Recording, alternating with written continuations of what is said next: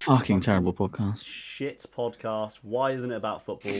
Where's the football Why podcast? isn't it about pussy? Football. Fuck off, Google. Football. Right. He's asking to check your location. Yes, every fucking time. Like, you say not now. Right, 40 seconds. Carry that on. Nice. I think you did it in the right moment because you kind of went. Yeah, Seb, you lagged so hard then. Nice. It's fine. Yeah. I did do it. I did Yeah, do it. I did it. Well, I know I did. I know I did. Yeah, you'll be fine. You'll be fine. Cool. Okay. Okay. Okay. Are you Hello. recording on OBS, Vito? Yes, mate. Just wound up the big hello. Now I gotta go again.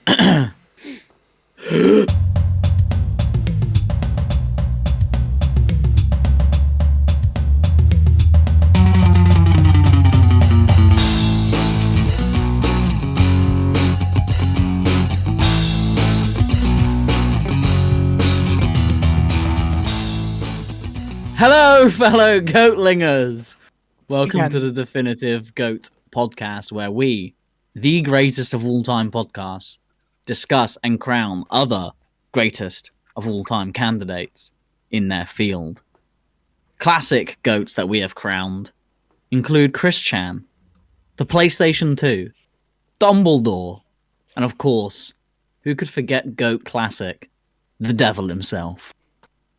Now, if all that sounds great, which obviously it is great, then why not keep listening and subscribe to this podcast on your player of choice?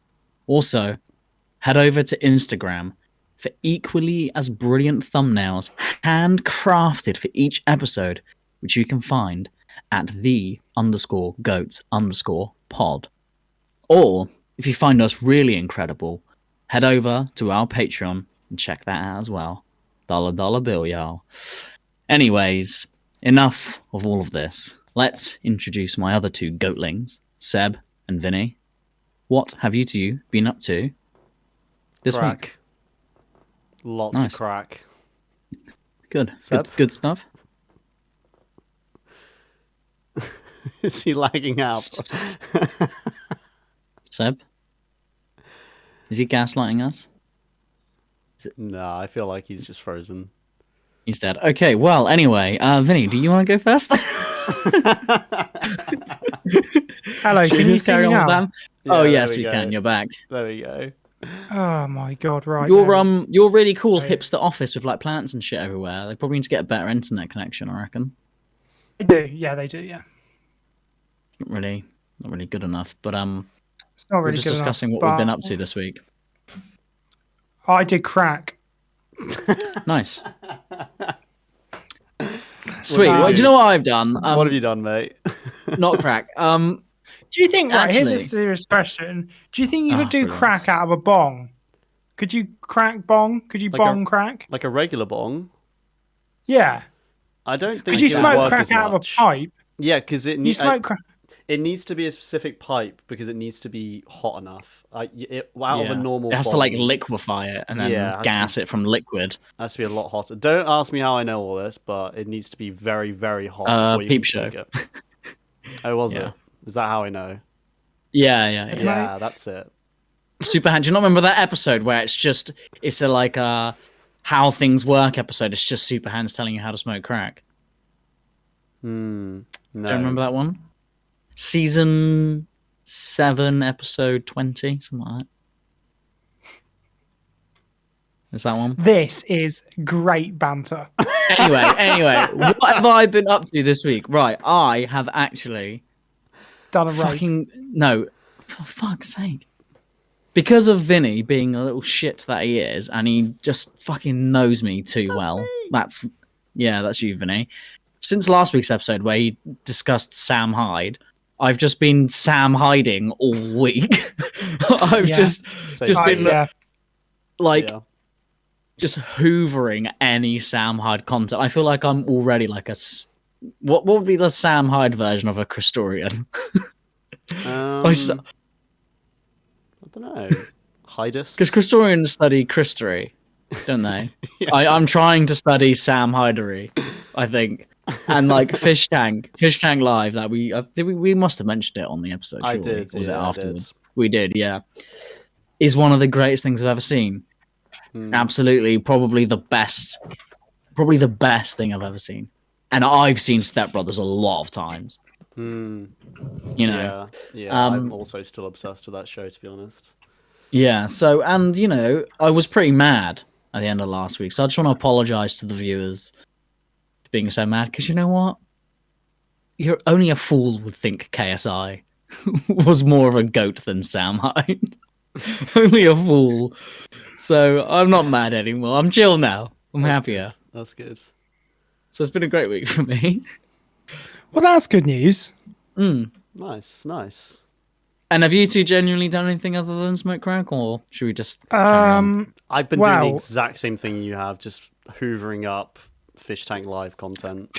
Right. Yeah. That too. Basically, yeah. What have I done?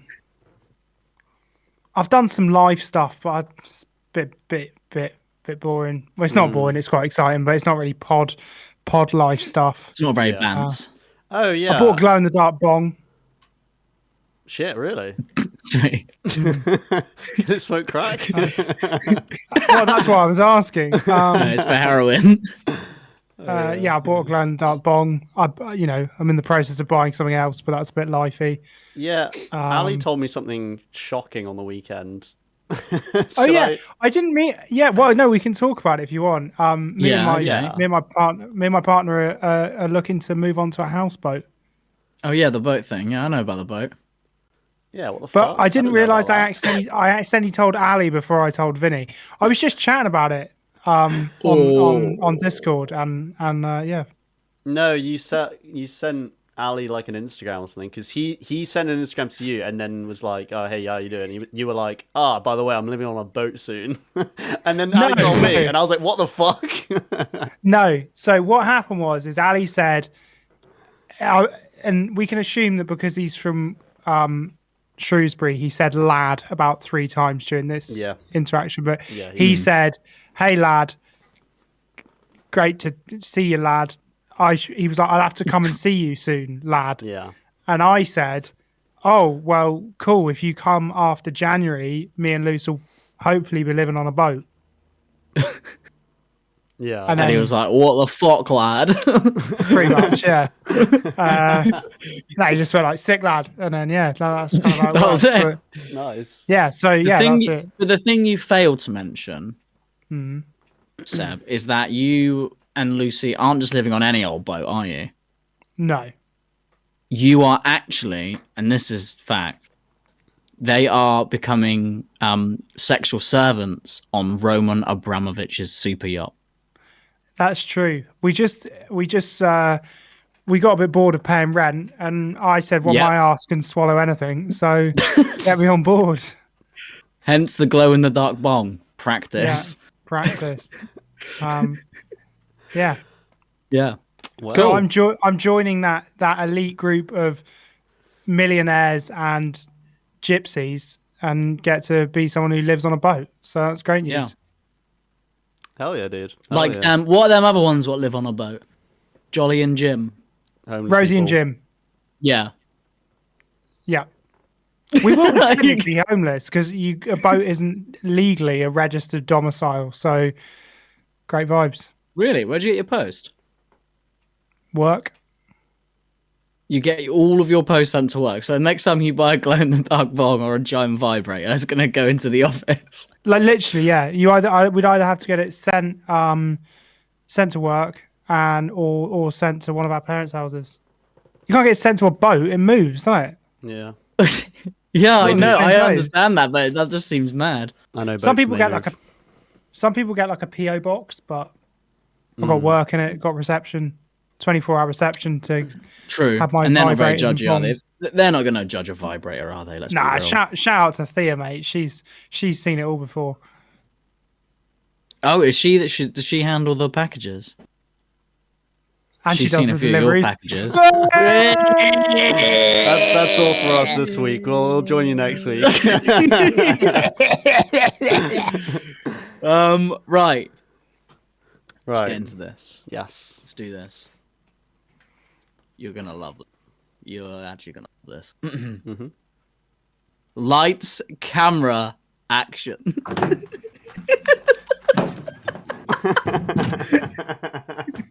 I had to. Bro, what the Yeah. Seb, what you sat on? Some regular ass like dining room chair. Some bloke. Right. Let me do it again properly though. Okay. It's because it's so funny. It's really hard to Is say. it really that funny? Come on. I It's wanna pretty hear it. funny. Well, it's just the first 3 words. That's the funny bit. That's the hard part to go over the line. What, lights, camera, action? Yeah. Is that funny? Pretty funny. Right. Lights, camera, action. That's right, folks. This week, we are going to be crowning the GOAT director. Remember, GOAT director. Don't get it confused with the WOT director, aka the worst. That we've already done that one. And so this is like the opposite. This is the best. That's what GOAT stands for, greatest of all time. WOT stands for worst of all time. This is the best one, and we've already done the worst one, right? And that's the point of the show. Like we crown the GOATs of stuff. Like what we're gonna do today. We're gonna do the GOAT director, but not the WOT director because we've already done the WOT director, and this isn't WOT. This is GOAT. This is greatest of all time.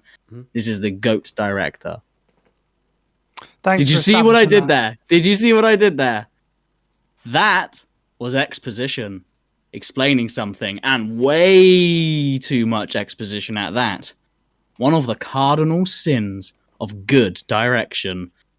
Show, don't tell. Don't use too much exposition, like I just did there. Bad Mork! And that is something that we are actually going to be discussing today. We're going to be diving into what makes direction and a director great. Following the rules of film, Chekhov's gun, 3-act structures, and the 360 camera rule. Or maybe, what do I know, a great director doesn't give a fuck about the rules. He just creates their own rules and breaks through all the fourth dimensions and the 360 camera rule and Chekhov's gun. Everyone's got a gun but never gets fired. Well, the answer to all of these questions are going to be presented by these 2 crack addicts here, because they did. You said you smoked crack before, so I hope it's all right to say you crack addicts. When they tell me their pitch for who is the greatest director of all time, so who wants to go first? Is Chekhov's gun that Alfred Hitchcock thing where like if you see a gun, it's like the idea is if you show a gun on camera, it has to be fired at some point. In the first act. Yeah. If you show a gun on camera in the first act, you have to fire it in the third act. And it works for, it's just a plot device. If you show something, like, for instance, me and Jen were watching a film the other day. It's called We Are the Millers. I don't know if you've seen that movie. It's actually really funny. And basically, it just sets up all these little things, like, they get stopped by these drug people, and like one of the drug things falls out. So then that's going to come back in the story because the police officer's going to find it. And that they were given this basket of fruit, and there was just a very small shot of like a spider in there. And the whole time we're going like, where's the spider? Where's the spider? Where's the spider? All of a sudden, as we're saying, where's the spider bites the guy in the ballsack, setting up another bit of the plot. That's what, Chekhov's gun is. If you show something, you got to do it. Because if they showed like the basket of fruit with the spider and zoomed in, I'm like, whoa. And then you just never saw it ever again. Then it's like, what's the point? Yeah.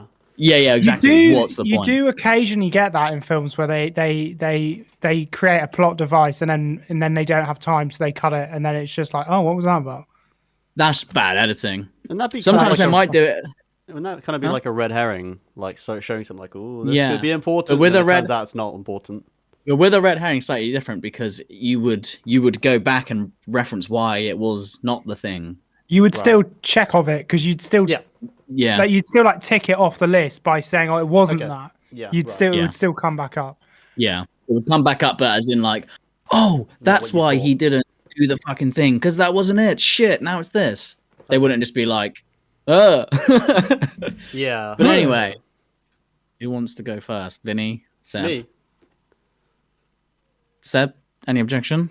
I mean, I objection overruled. Vinny, you're going first. I was saying I was happy. Objection. Throw him out of court. Play that game. was like a game that on like can't remember what it's called. Something Attorney. It's just shouting Ace objection at Attorney. people. Ace Attorney. Ace yeah. Attorney, that's it. Objection. Yeah. I just see the memes. Sure. Right. I'm actually a bit scared of this script because I did write it very.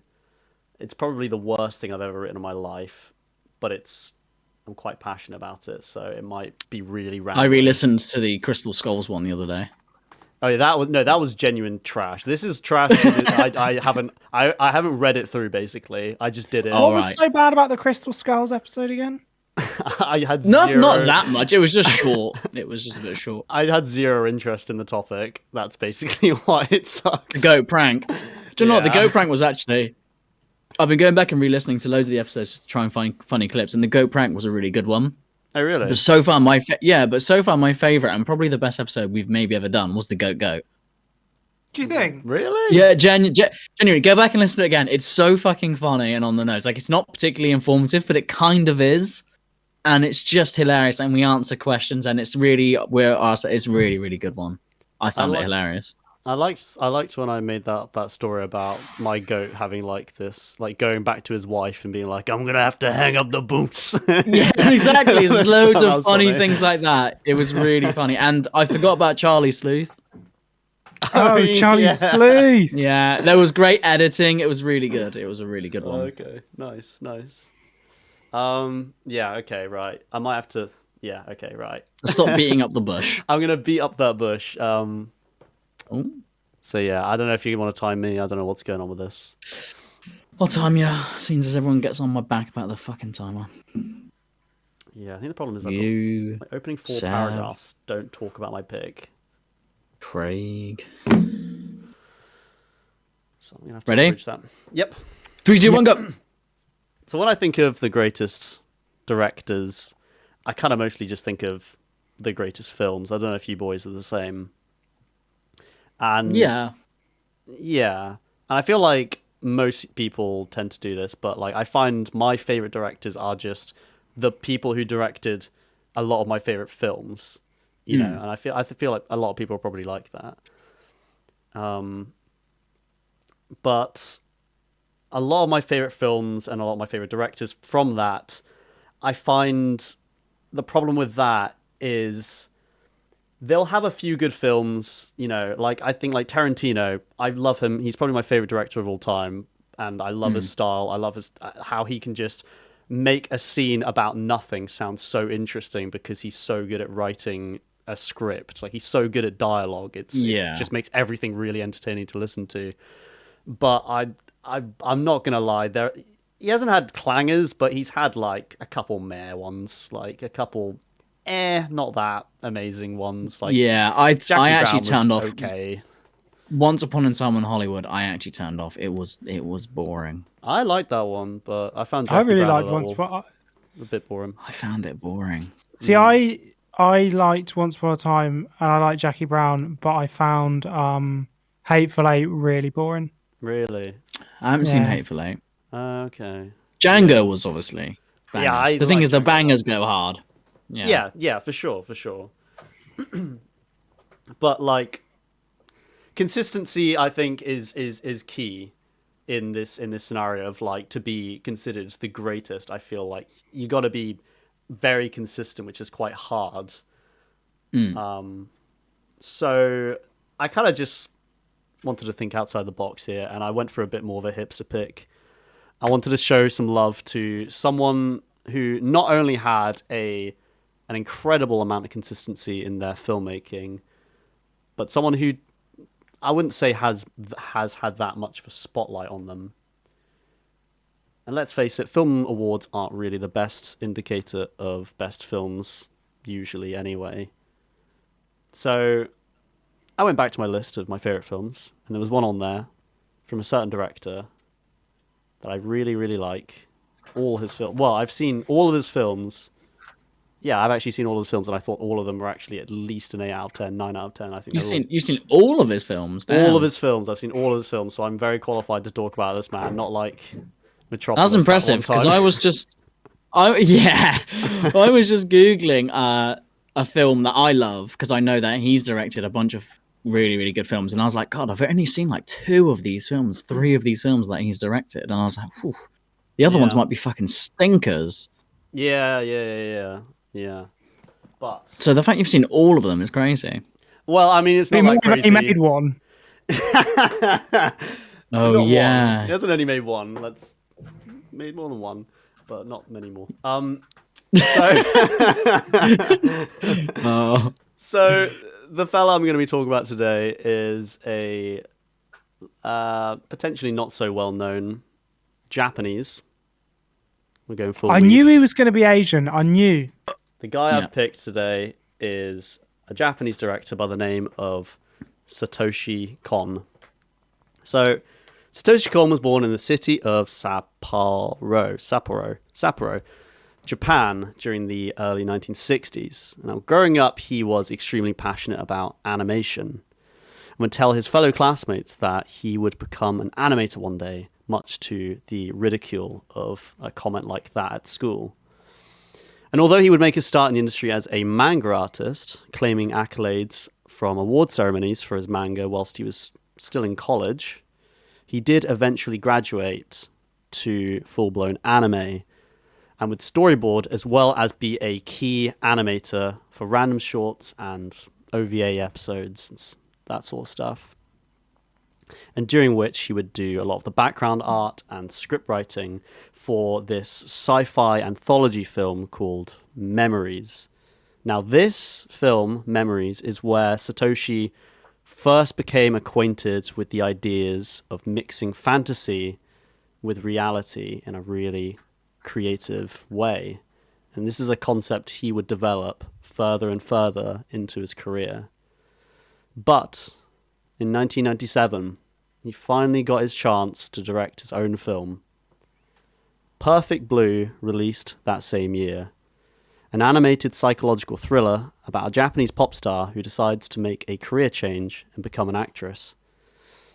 Now, it was the film I was referring to when I was talking about my favorite films of all time, and this is the part of the script that I've written bullet points for. It's instead of an actual script because I didn't know how to convey my passionate feelings about this film into... Oh, right, because you're too passionate about it. I'm too passionate about it. So, okay, well, let's hear the bullet points why this film's so good, because I've never heard of it. So, a lot What's of it what called? the film... Perfect Blue. Perfect Blue from 1997. So, a lot of what the film dives into is this kind of niche, but in my opinion, extremely interesting idea of the psychological torment that comes with having a sort of mega identity crisis, because she sort of starts off as this pop idol and she moves on to being an actress, and it doesn't go exactly the way she's expecting, and she's doing she does like a couple sex scenes and she's just kind of gets disgusted with herself, and a lot of that stuff plays into it, like how she doesn't really know who she is anymore, and how grasp of reality kind of slips more and more the further the sort of film goes on. And it's this psychological horror of someone, not only the horror of that, but also the horror of someone just coming into a large amount of fame quite quickly, and how these sort of parasocial relationships that you can have with a celebrity can lead to some intensely terrifying scenarios. So like there's this stalker that kind of is obsessed with her throughout the whole film, and he ends up committing like these horrific murders in sort of like revenge of her, because I don't want to get too into it without spoiling anything, sitting here for 20 minutes talking about it, but yeah, it's got that sort of slasher element, and that's from that, okay, like that those themes of like being super famous and being so famous that you have people online talking about you and like having all these fans. And I think the film has basically kind of aged even better, because these themes of like the parasocial relationships and like internet stardom, stuff like that, has only become more massive with the internet becoming more massive. Yeah. And fans being even more obsessed and wanting to know more and more about the personal lives of celebrities who they're basically never going to meet. And how terrifying that can be when you get someone who's not, all there, and they get obsessed with you. Stalkers. There's loads of that sort Yeah. of shit nowadays, isn't there? Like, Yeah. I was listening to a thing the other day that there was the guy who stalked like Bjorn. Yeah, the Bjork Bjorn, the woman. Bjork. Bjork. All sounds You the same. you always gaslit me into saying Bjorn. I'm thinking her name was Bjorn. Bjorn. Bjork, yeah. And then Bjork. he wanted to like send a bomb to her house or something. Was He that sent like a thing? a letter bomb, didn't he? And then they got Crazy shit. intercepted. Yeah. Yeah, that's crazy, man. Yeah. Yeah. Didn't that guy assassinate? He tried to kill. Was it Nixon or Reagan to try and impress Jodie Foster? What? I'm pretty sure Jodie the guy. Foster. Yeah, the guy who shot. Who? Oh, give me a sec. I'm pretty sure the guy who shot either I think it was Nixon, was trying to impress Jodie Foster. Does I don't even know who Jodie Foster is. Does Jodie Foster? Is she a big celebrity? Yeah. Yeah. She was in Taxi Yeah, Driver when she was Reagan. like 14. Yeah, She wants to kill him. John. Does she not like him? No, she was fine. So John Hinckley tried to assassinate Ronald Reagan because at the time, Jodie Foster was like an outspoken kind of activist, but he kind of mistook her political ideals for thinking, because obviously he's a very extreme person, very extreme mindset. He then took that to be like, well, if I kill the president, she'll love that. Whereas she was just like, maybe stop wearing fur coats. And he's like, got it. Know what you're saying. Loud and clear. Kill the president. Yeah, that's the thing with fame. Like, we're all pretty famous now, but like we haven't hit that level of fame of like the mad lot coming. I know. It's difficult enough just turning the babes away from the door. Just every time we get home. All right, ladies, put your bras back on. I'm tired. But luckily, no one sent me like a shit in a letter yet. Not yet. Do you know what I mean? I start writing my notes. Put shit in letter. Put shit in letter. That's brilliant. But like that is the thing that like real famous people, like they often crack up a little bit, don't they? Like it reminds me of like Shia LaBeouf wearing that paper bag of his head saying like, I am not famous. Which then circles back to the point of that film. Like that must be crazy, that level of fame. Like it must have it's really poignant that we're just not designed for it. Yeah, like you said, like juggling an identity crisis is what I'm looking for. When you're that famous, it's like, who am I? Who am I anymore? All these people like want this particular version of me and love that particular version of me so much that they're gonna like send me shit in my letterbox. Yeah. But that's a shit example. But like, yeah, no, I think it's true. Like, I think it's kind of mad when you think that how far we have come as a society in such a little amount of time. Like even 100 years ago, you could be the most famous person in your town, and you could go to the next town over, and nobody would know who you were. Yeah. Like, and we've jumped from that to, if you're famous, you cannot go outside on your own. Yeah, like that's the level we've jumped to, and like that's fucking insane. That's mental. And like when you see pictures of like those super famous people who like are just surrounded by like paparazzi wherever they go, it's madness. How would you ever function? Yeah, I don't get it. I don't know. God knows. What is it like? Give me the fortune, keep the fame. Words of wisdom. Yeah. Oof. Who said that? Me. Just Michael Scott. Michael Scott, that is something he would say. Michael Scott, Wayne Gretzky, Yeah. Right, we tangented a little bit there, Vinny. Carry on. Yeah.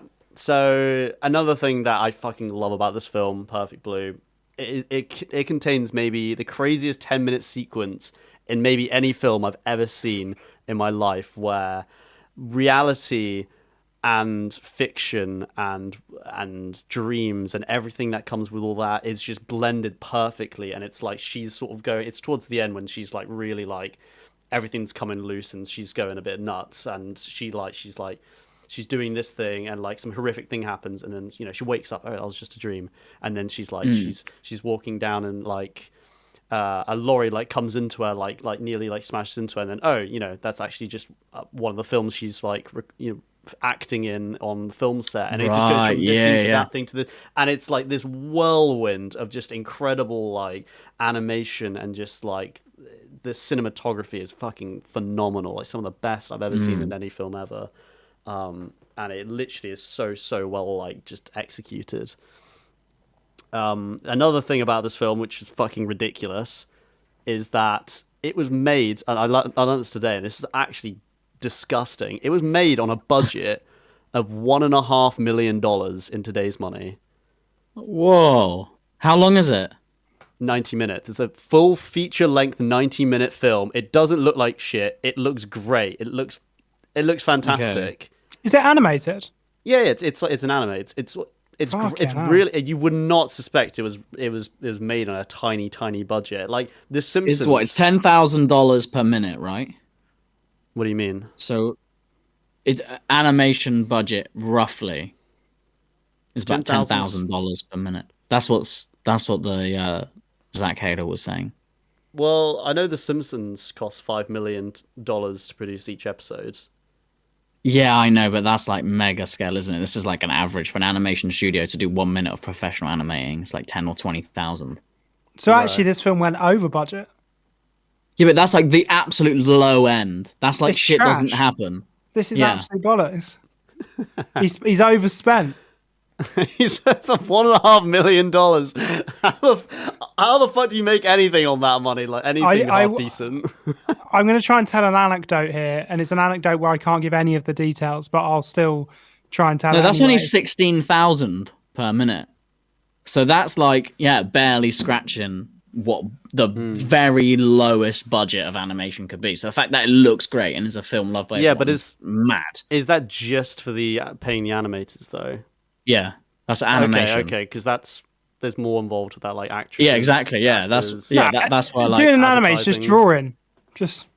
Yeah, man, I could do that. Pay me a tenner. Yeah, and I'll sort you out. Yeah. But anyway, let me tell my anecdote. That's not really an anecdote. What's the anecdote you got? So basically, through work, I don't know how I can tell this without revealing anything. We had to make a thing for someone else, like an ad, basically for someone else. Mm-hmm. And we were making that ad for someone else, and then another company basically made the ad, and we just starred in it. When I say we, I mean the company I work for. And the budget for that was ridiculous. And I was like, what we should do, and this would be a way better advert, is that we spend that money on buying a sports car, like a Lamborghini, and then we just have you two stand in front of it and go, buy this thing. That would be so... Sorry, it's a terrible anecdote. Carry on. I understand where you're trying to come from, how budgets can be spent. It doesn't work unless you know the money. It doesn't make any sense. Unless I can say the figure and who it was for. It's just it's inane. But it does just make you think, like, when we get big enough where someone's like, hey, do you want to... This isn't the number, but hey, do you want... We'll pay you 50 grand to advertise this thing. It would be so funny to be like, we're going to buy a car and also we'll make the advert. Because it's so much money. Yeah, you think, how can that money, like, surely that's too much money to make that thing. But animation is fucking expensive. Like, if someone was like, Seb, Vinny, and Michael, you got to make a Goats movie, right? Here's 1.2 million. I'd say, right, first thing, let's all buy a house. And then, with what's left, we'll just go into the woods and fuck about for an hour and a half. And we'll just put that up. Yeah. Me and Vinny have made movies before. Like, all we need is an iPhone. Now we got iPhones nowadays. Whoever gives us that $1.2 million is not going to be pleased. They will be. They'll get. I know, but the box office returns when it goes to cinema. Exactly. That's what I'm saying. And it pulls like a fucking Blair Witch Project. It'll just be. We'll realise Seb swapped the tapes because he ran out of time to edit all, and it's just an hour and a half of him jacking off. We'll make millions. He never finishes. Mate, that's the thing. That'd be incredible. First prize, Sundance Film Festival. We'll call it a beating. We'll say a beating in French or something, like make it like look fancy. Le beating. Yeah. People are like, oh, that looks fancy. And at the end, it just says foreign. Fin. Or Question did it? mark? Yeah, question mark. Dot, dot, dot. This is a thing, yeah. We'll write this shit down, boys. No, but it can. No, 1.5 million. While I was trying to say, like, 20 grand per minute is because, like, I know from listening to animators that animation is crazy expensive. Crazy expensive. So to make a full-length feature film that's good enough to be loved by millions of people. Yeah, it's honestly... For that little budget is crazy. It is ridiculous. The last thing I was just going to say about it is that the visual style is so striking and so beautifully orchestrated that several Hollywood films, such as Requiem for a Dream and especially Black Swan, would rip off shots of the film. Really? Actually take...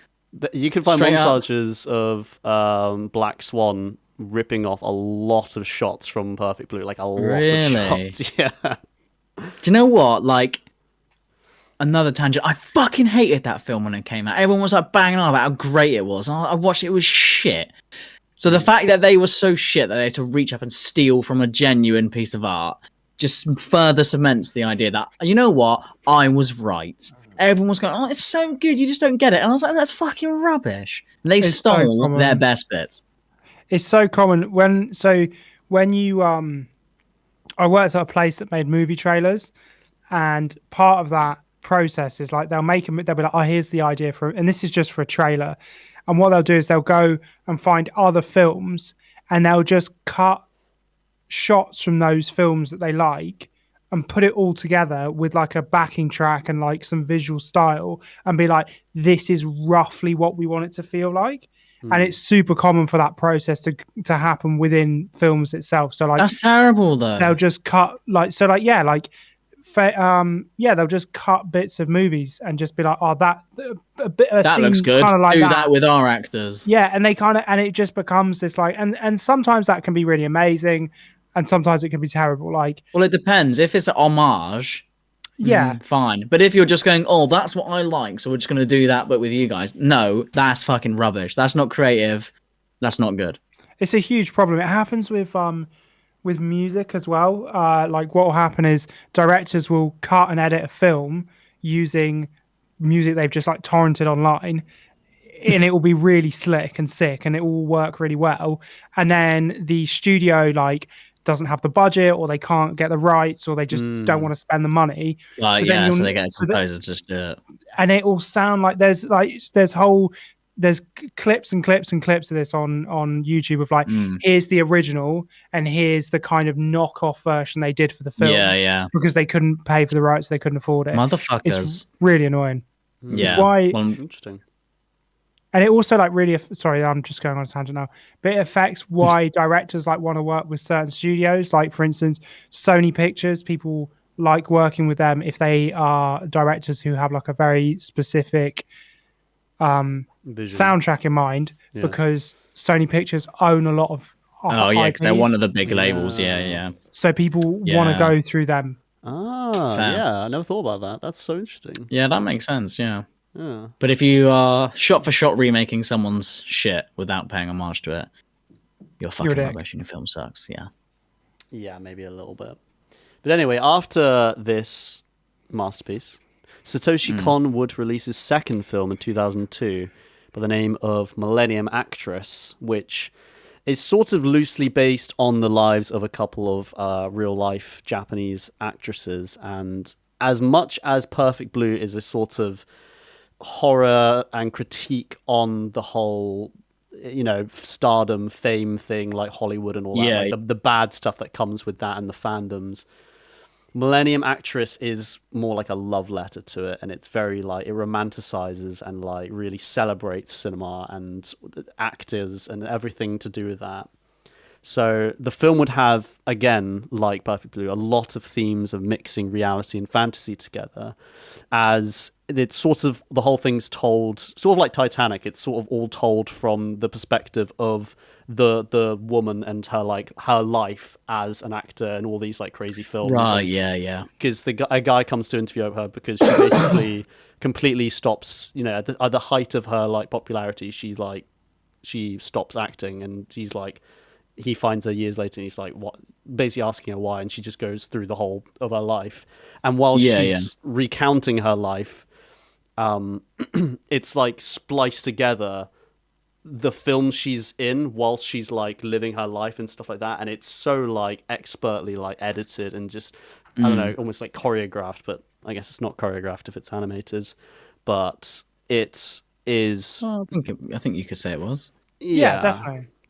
Just like the inventiveness of like the editing and just the shots and cinematography is so fucking good, honestly.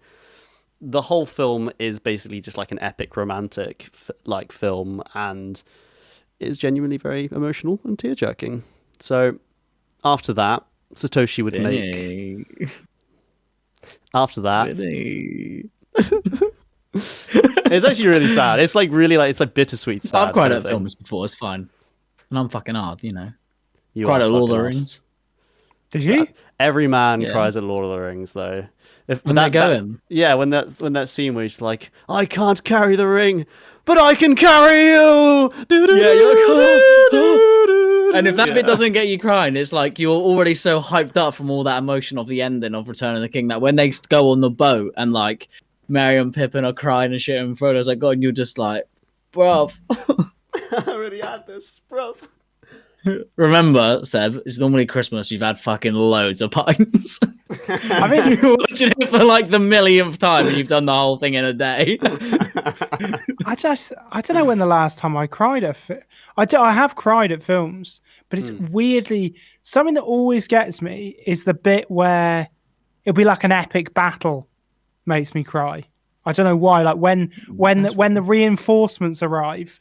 I'll start. It gets me emotionally. I don't know why. I do not know why. Well, brace yourself, because when you have children, you'll notice that all the films that you love, like when something horrible happens to a kid, you're like, "Oh no, no," that you'd never thought about before, and those things get you. Interesting. Yeah, I bet it ruins a lot of films. Yeah, like Orphan. That ruin Orphan. Orphan? I've not seen Orphan. Boy in striped pajamas. Fucking hell, you can't say that.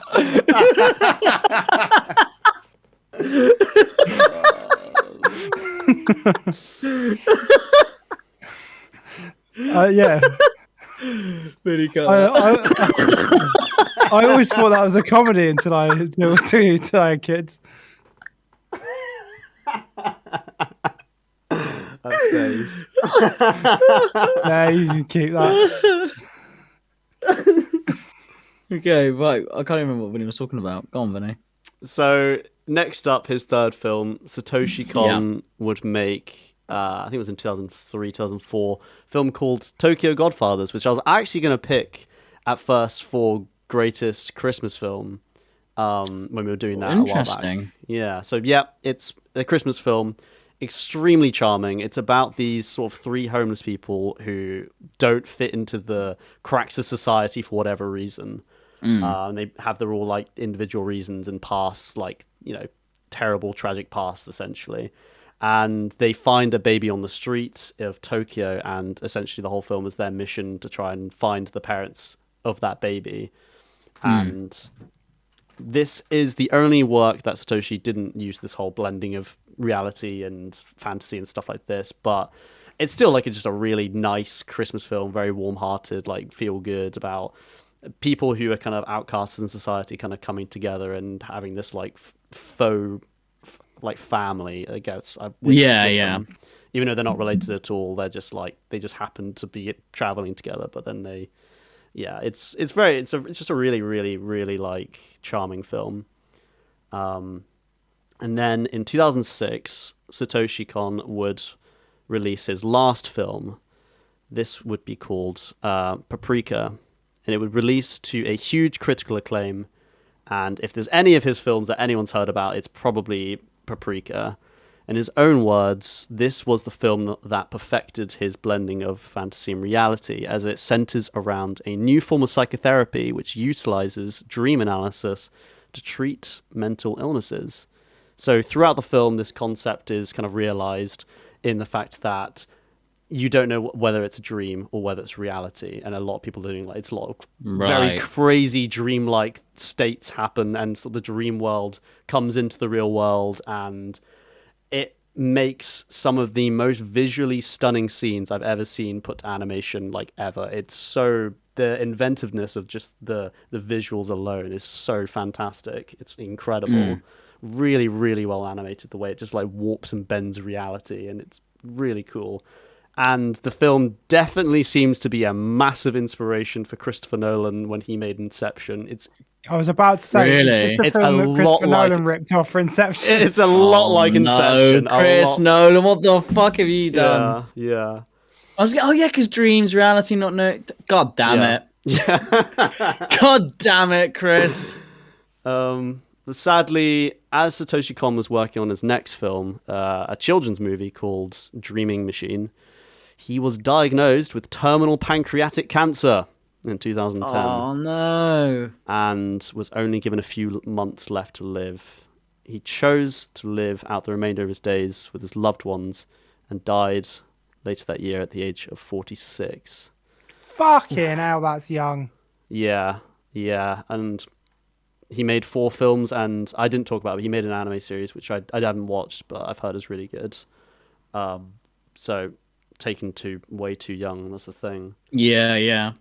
Just to wrap it up, Satoshi Kon didn't have all the awards. I mean, to be honest, half his films, sort of the first 1 or 2 of his films, didn't even do that particularly well in the box office. It was only kind of over time people saw them, were like, oh, wait a minute, this is actually a really good film, and he sort of gained this cult following.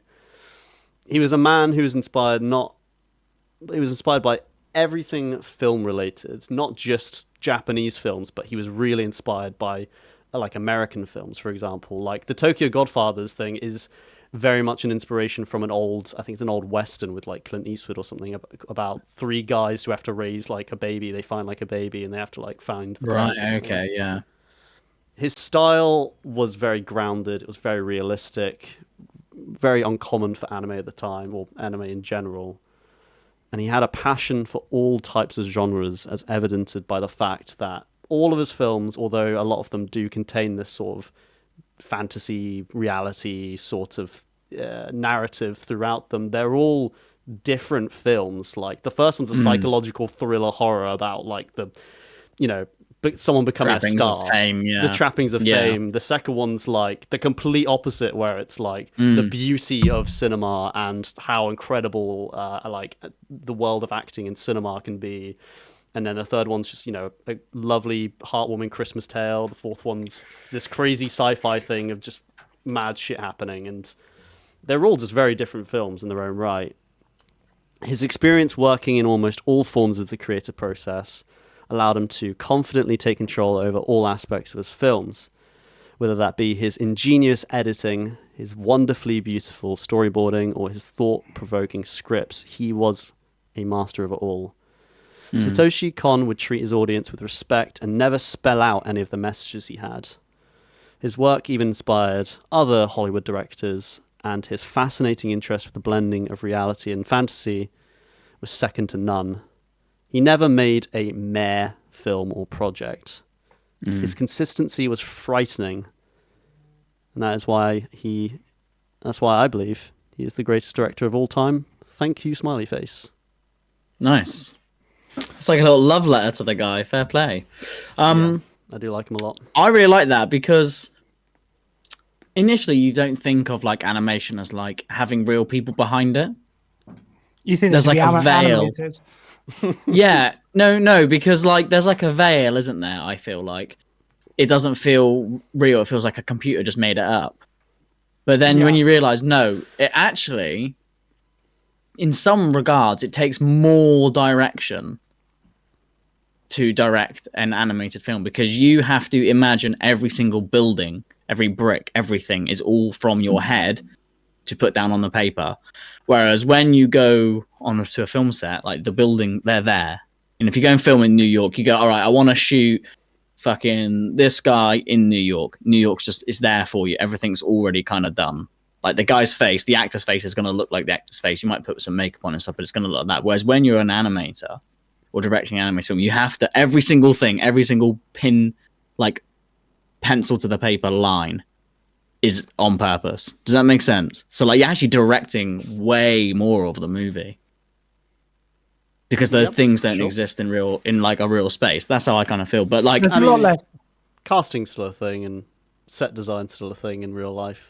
I don't know, but I see what you mean. But there's also a lot less like improvisation, I guess, like with a that's the thing is like I guess in an animation there's no hiding behind the talent of your actors or anything like that. Like the actors still have to be talented to like read the script and perform the script and convey their emotions. But very, very rarely are animations done where all the voice actors are in the same room. They normally do their lines separately. Lines by lines, so yeah. You don't have that ability for like, if I get these two guys in a room together, something will happen. The energy is going to go great, and you're not really directing. You're just saying, "Go for it," you know. Yeah, you don't have that. Like Christopher Nolan, like that's a great point, Seb. Like the Joker from Christopher Nolan's Heath Ledger. Yeah, he just fucking went crazy. Like that's got nothing. Christopher Nolan's not there going, "Oh, excuse me, Heath." Right, what I think you should do is like do like this kind of facial expression, do like this. He's not directing. He's just letting him go because he's the master. Maybe that's a good direction on his point by having the ability to be able to do that. But like with animation, it's crazy that you don't have that. You can't hide behind that. You're really in control of everything, which is really cool and a big props to him. And also, I just love the fact that he didn't stick to like one specific thing. Like he did 4 films, all very different, like messages, all very different genres. That's a great sign of a good director as well. Because like someone who's a shit director, like Michael Bay, it's just right, guys. We're doing Alvin and the Chipmunks this week, but explosions. Every single Michael Bay film is the exact same fucking thing. Yeah, because I was thinking of doing like maybe Martin Scorsese, and I'm like I love his films, and he's very consistent. He's been making films since like the 70s, and they're all at least good films. At the very least, they're all in their own right very entertaining. But he's kind of made the exact same film over and over again. Same thing. Yeah. Tarantino's kind of just makes action films. The same film over and over. Yeah, it's very similar. And that's fine if that's your style and you're very good at it. But to direct various different styles done well is so another, well. Like is another like string to your bow. That's a really really good talent. This actually isn't my pick, but someone who doesn't get enough credit for doing that is Ridley Scott. Ridley Scott does a lot of very different films, and he does them very, very, very well. Did he do Gladiator as well? He did Gladiator, Alien. He did a film that I didn't realize was Ridley Scott the other day. I have to look it up because it's going to be He did American Gangster, which they're all a specific. They are blockbustery, but they're very different. They're Gladiator is very different from American Gangster, which is very different from Alien. Yeah, he's done a lot. He did The Martian. He's done a few space stuff. I also thought Ridley Scott was Ridley from Alien for ages. I thought it was a chick. I can't remember what her name is because she's called Sigourney Ridley. Weaver. She's called Sigourney Weaver because she's called Ripley. Oh, I'm fucking stupid. Yeah. Because he's just done Napoleon. That's probably why you're thinking of him as well. Oh, is he? He's just done Napoleon. I didn't know he directed that. Yeah, which again is mental. Like that's not like it's a bit like Gladiator, but it's not very similar to. Do you know what I mean? Yeah. It's like that range is impressive. I think that's really impressive. He did Hannibal. Oh, he did Black Hawk Down. Yeah, he did. Did he? Yeah. What the fuck? I didn't know any of this. He did G.I. Jane. Jane. Don't tell Will Smith. He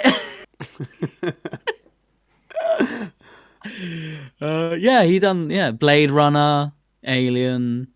Oh yeah, he did Blade Runner. Wait, the first one? No, he did. He did both. He did. Yeah, 1982. Yeah. Man, I'm changing my pick. Ridley Scott's the greatest director of all time. What the fuck? What the fuck, dude? He did both. Yeah, he's done a little ton. Yeah. Christ. And you haven't picked him, Yeah, Seth. Ridley Scott was good. No, I actually haven't. No. Fuck! We haven't picked the best director. Damn it. Well, this might have to be the second best director of all time. Yeah, but no, okay. Vinny, that was a great pick. Never heard of him. Never heard of those movies, but I'm interested. And I'm going to be looking up YouTube compilations of the shots, the sequences from like the Inception thing. I'm just probably just watch that movie. To be fair, the last one sounded really, really good. Paprika? Yeah. I think you'd like Perfect Blue as well because it's like just a really good psychological thriller.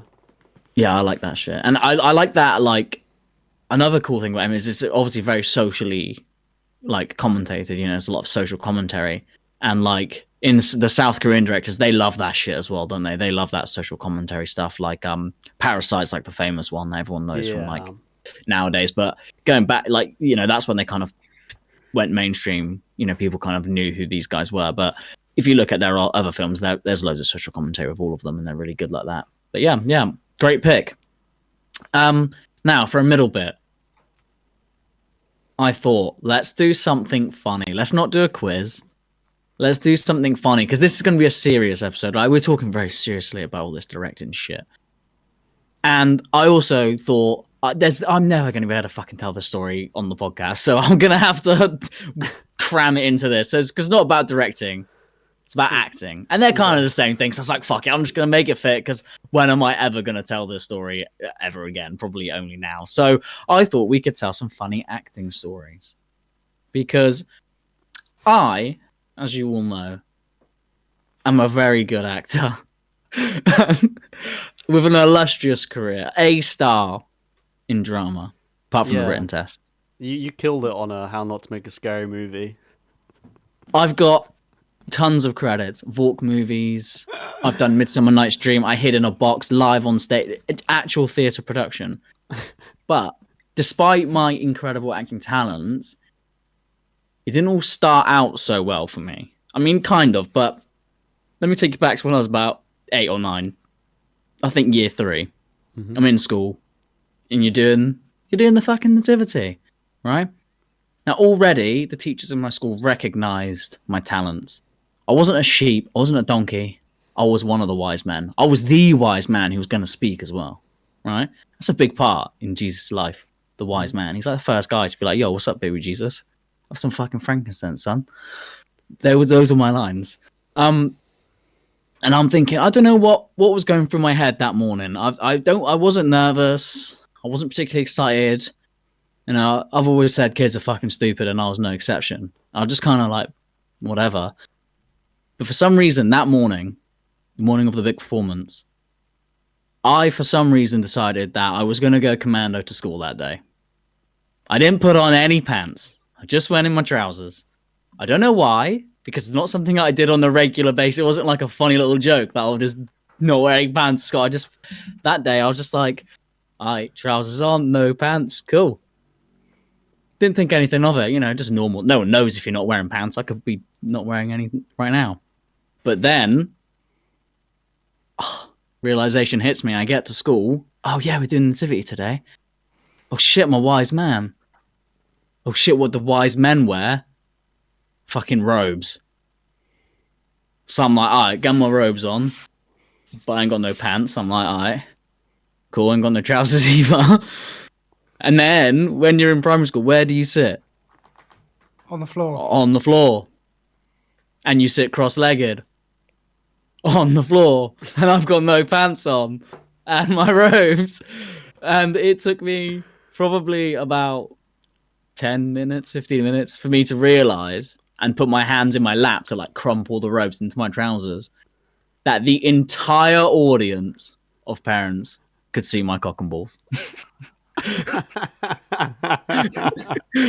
was just like, for some reason I just looked down and was like, had this realization, oh shit, I bet they can see it. And I was just like, fuck, and just started thinking.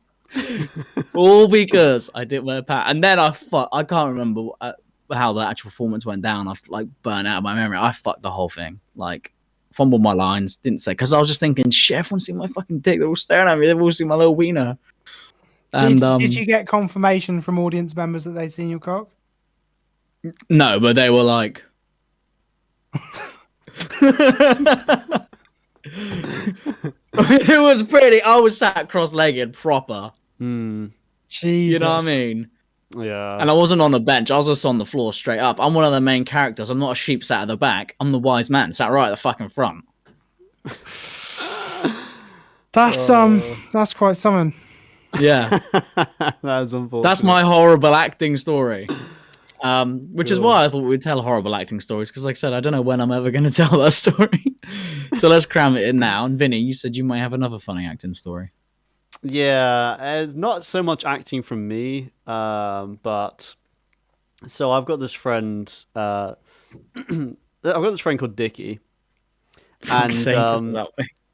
no. His name's actually Dickie Richard. Right. And we Uncle Richard. thought it would be funny to convince a friend of the show, Josh, that Dickie was actually had just come out the closet and he was full blown gay. Oh my god, you have told me this. Yes. You have told me this is so funny. And so we did, and for months he thought he was full blown gay. He even had like proper like one-on-one like deep meaningful conversations with Dickie about like him coming out of the closet, and like was convinced that he was fully gay.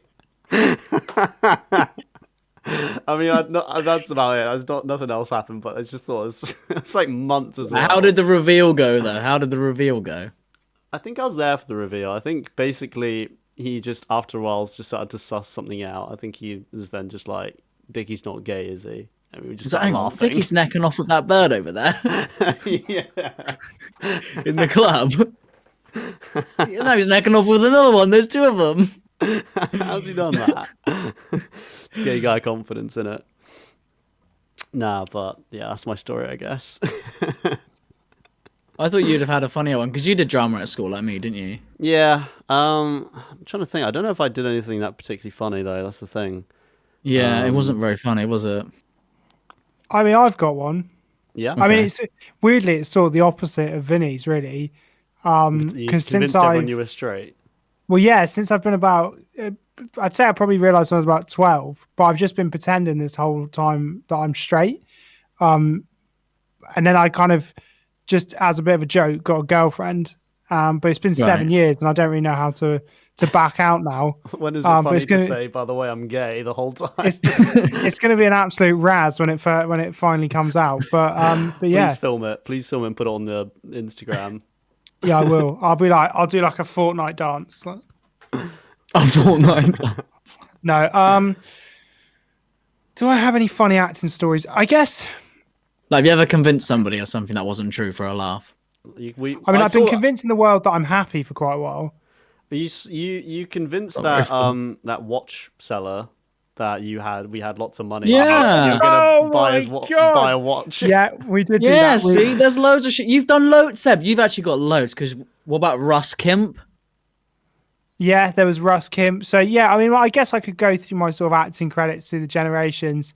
Russ Kemp was when for a friend's film studies project, GCSE film study. It might have been year 9 actually. I dressed as a South African guy called Russ Kemp, who was a parody on the infamous Ross Kemp. hard man Ross Kemp. And we just went around filming little interactions with people, interviewing people. We said there was an illegal drug ring called Boots that was selling drugs to kids. There was a big Top comedy. there was a big a Nike store, but it was called the Nike, and they called it the sweatshop because it was like Yeah, where the they. sweatshop. Yeah. So I was like, "Oh, bro, they're not even hiding it now. They're fucking sweatshops, bro." Yeah. That was pretty much it. And then more recently, me and Vinny razzed the fuck out of that guy and you, Mork. We pretended we were going to buy a watch, and then we realised in character that we didn't actually have £10,000. We had 10,000 Vietnamese dong. Hilarious. Absolute Razzington. It was hilarious. It was genuine because it was when we were just like, oh yeah, we'll do this. You never know how it's going to go, do you? They might be like, all right, fuck off. Yeah, But you guys sold it. We sold it hard, and you sold it as well. You sold it Because hard. when I came in and said like, oh no, 10 Vietnamese dong, and there was that pause of silence. It's like, we can't buy shit. He looks at the camera like, oh. His face Fuck. his face It dropped just in real dropped. time. And then he just picks up because he's put out like 4 watches for you guys, hasn't he? From like a tray, he's brought a whole tray out. Yeah. He's thinking, oh, these guys are gonna buy like 20 grand's worth of watch right now, and then he just puts them all back on and just slides it back under the thing, like for fuck's sake. He thought he was gonna make a big juicy commission that day. No, he I didn't. felt a bit bad because we did razz him good, but I don't sometimes feel that. It was funny. you know, live by the sword, die by the sword. Sometimes Yeah. you razz, sometimes you get razzed. I'm trying to think of. Also, peek behind the curtain. We never went back and went, like, "Oh, cheers, mate. We just done you No, a we prank just to make ran him feel away. better about himself." We just left him to it. We just let him rot. He's still thinking to this day, God, what were those boys on? That was he probably tells that story down the pub. You'll never guess what happened when these lads came into the wash. Barry. Oh, it was so good, that.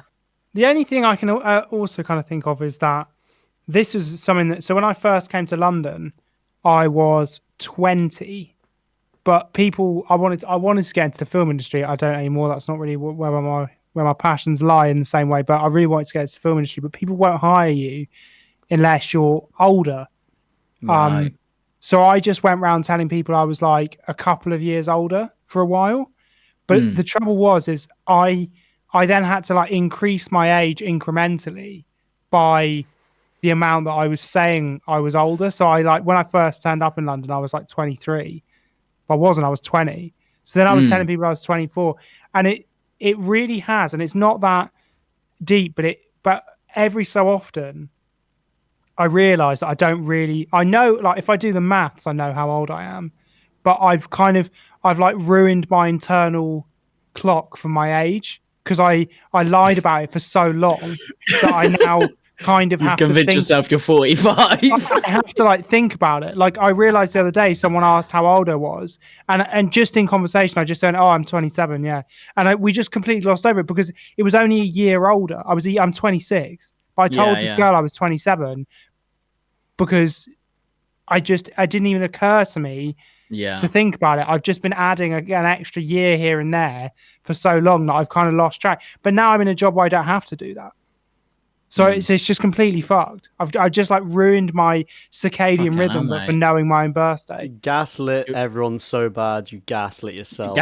Yeah, no, genuinely, I like gaslit myself into forgetting when I was born. Congratulations. Next birthday, you'll be like yourself. well pissed off. No one's like wishing you a happy It's my 30th. Yeah, what the fuck? Yeah. It's my 30th. Bro, you're like 22. What are you saying? But it is weird because also the other thing that happened, and this is quite insane, but this genuinely happened, was that I started having feelings of like I hadn't achieved enough for how old I was. Oh, for God's That's sake, not Seb, this is not true. I'm 35. Where's my life gone? No, this is Legitimately. you're razzing us now. I'm No genuinely way. not. I genuinely, No, I genuinely not. That's unreal. I'm genuinely not razzing you. You've not had a quarter life crisis already, have you? I started going like, God, you're 27. You've not done anything, and then I'd be like, oh no, I'm only 24. It's fine. But I genuinely kept doing that. Like, I'd be like, you've not done anything with your life. You're almost 30, and then I'd be like, no, you're not. You're fine. And I did that. I don't believe them. I did that literally last night. I was like, God. No, you didn't. I did. I was like, oh, but you know, you're 27. You'll be 28 next year. You know, you're getting on a bit. And then I was like, oh no, I'm 26. I'm fine. Life's gravy. You got ages. Oh my God, dude. Well, you haven't. You've only got a year. Yeah, but that's a big year.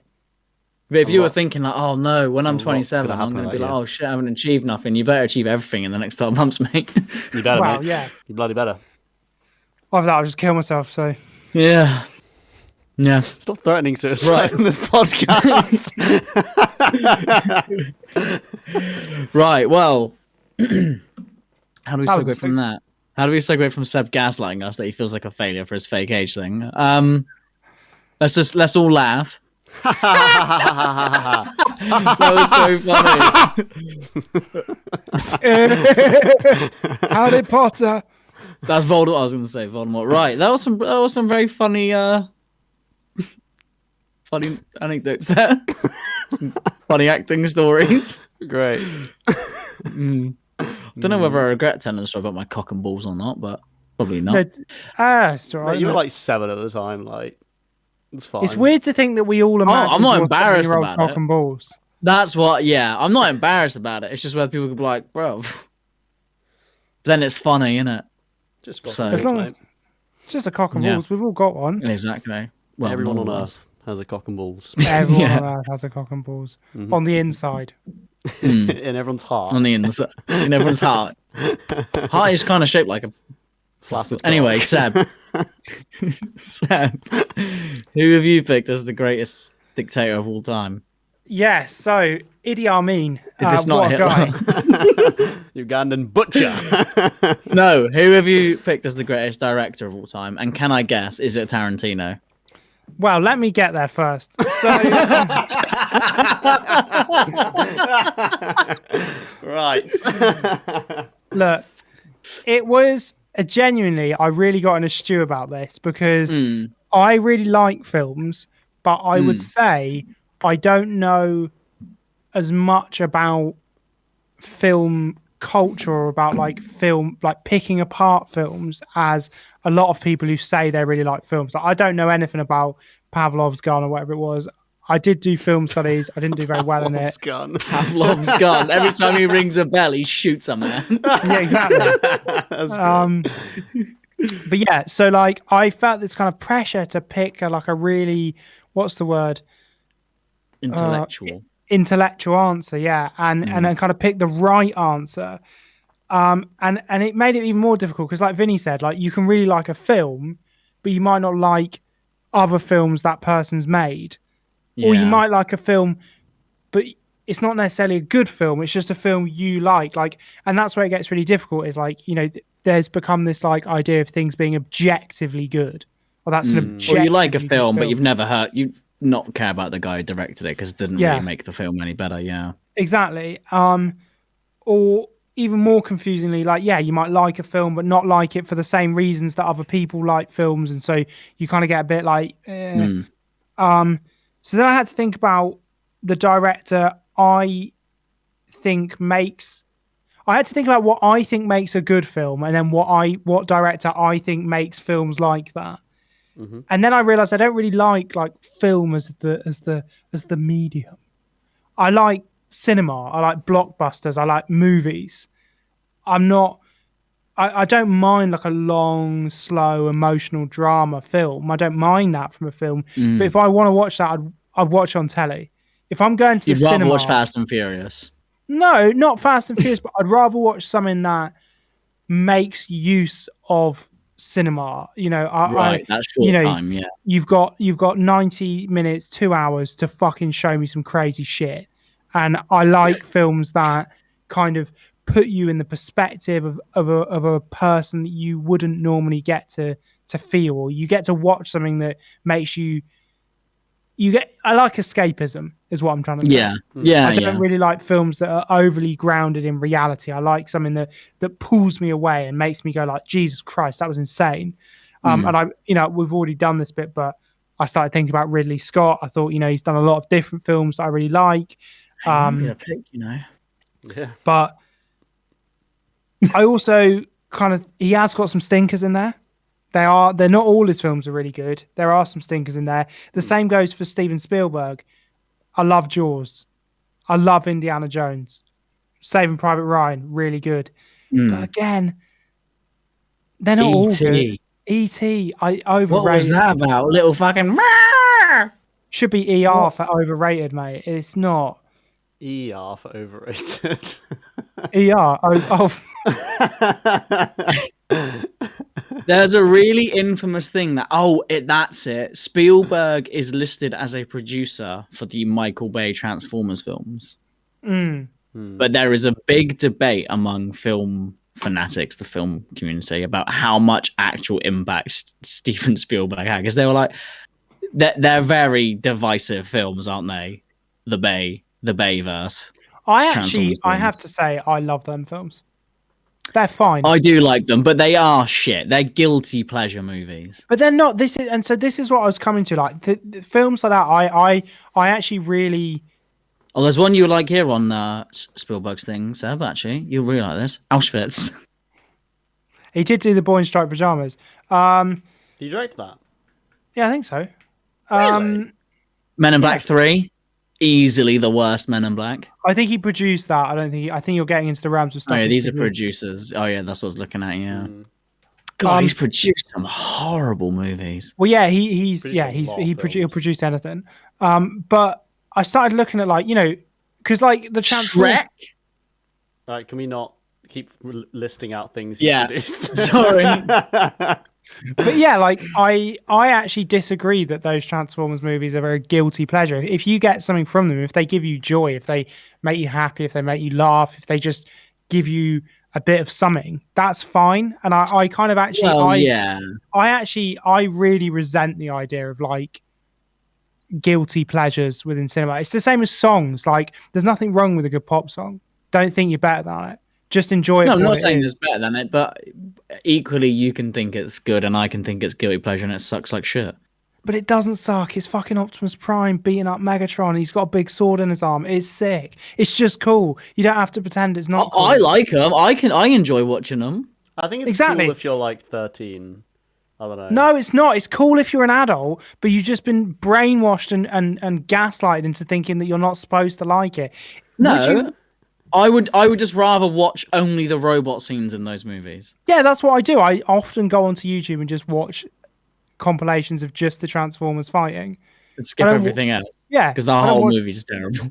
Yeah, I just want to watch like Bumblebee fucking fight Galvatron. Yeah, that's just, great. yeah. Great fun. It's basically mindless fun, mindless blockbuster Yeah. entertainment. Nothing wrong with it at all. Exactly. But then I started thinking about those kind of films. Who makes the most of those kind of films? Like just fun, fantasy, maybe a bit of sci-fi. Really pulls me into a universe and into just nonsense. And then the answer was pretty clear. I've even got a tattoo of it. Star Wars. It's George Lucas, the greatest living director of all time. No.